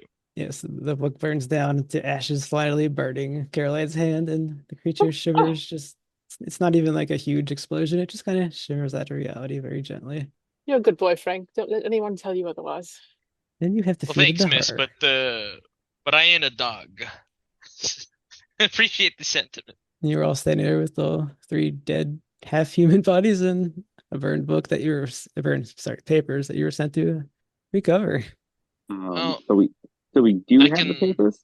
They've been burnt to ashes. Oh yeah, okay, so they're destroyed. Well, you guys want to help me? I can shove him in the back of the car and dump him in the river. I think that we can just leave them here. We take the young lady, of course, but I don't think that we need to. Or Too are you much. sure? Because these are not human. I don't think anyone should see these. Uh, Probably ever. I think if we are going to do anything, we should probably burn them. Yeah, where? Are the Yeah. Burn bodies this entire place down? A house. are the bodies still outside? The 2 outside, yeah, they're still out there. Okay. I think that we should bring them in. Unfortunate house fire? And yes, unfortunate house fire. Great. Lightning He's- strike, Virginia says. Frank Sorry, Virginia? slings his shotgun back on his back and he walks outside. Why Sorry, is what did everyone's first instinct to burn things down to the ground? This is a historical landmark. John, these things cannot exist. You can burn the corpses. I'm talking about the whole house. You don't have to burn the whole house down. Annabelle has a right to her family's history. Unfortunately, Virginia is going to say, Doctor, you can't see anything. We need to get you back to town. Arsenault will go out with Frank and do his best to help bring the bodies in. I suppose you're right. I wouldn't be much good in my condition. I think this stress has caused me a bit to become a bit unwound. I think we are all a bit unwound, sir. It's okay. All right, I guess you mop up the splattered shotgun shelled bodies and put more body parts into the back of a car owned by Frank, and you make your way out. And we could probably just end it there, unless you really want to talk to the dean. I'll let it up to you. Oh, I don't think we need to talk to the dean. You're just not going to go back to him, probably, right? Yeah, fuck that guy. He's we don't have anything to give him. That's true. Yeah. Right, then the party rides off into, I guess, kind of a sunset. It did work out. Nobody died. Frank rides into the warehouse. Into the warehouse, into the sun. All right, well, we'll end it there. Thanks, everyone. Yay. Nobody We didn't died. die.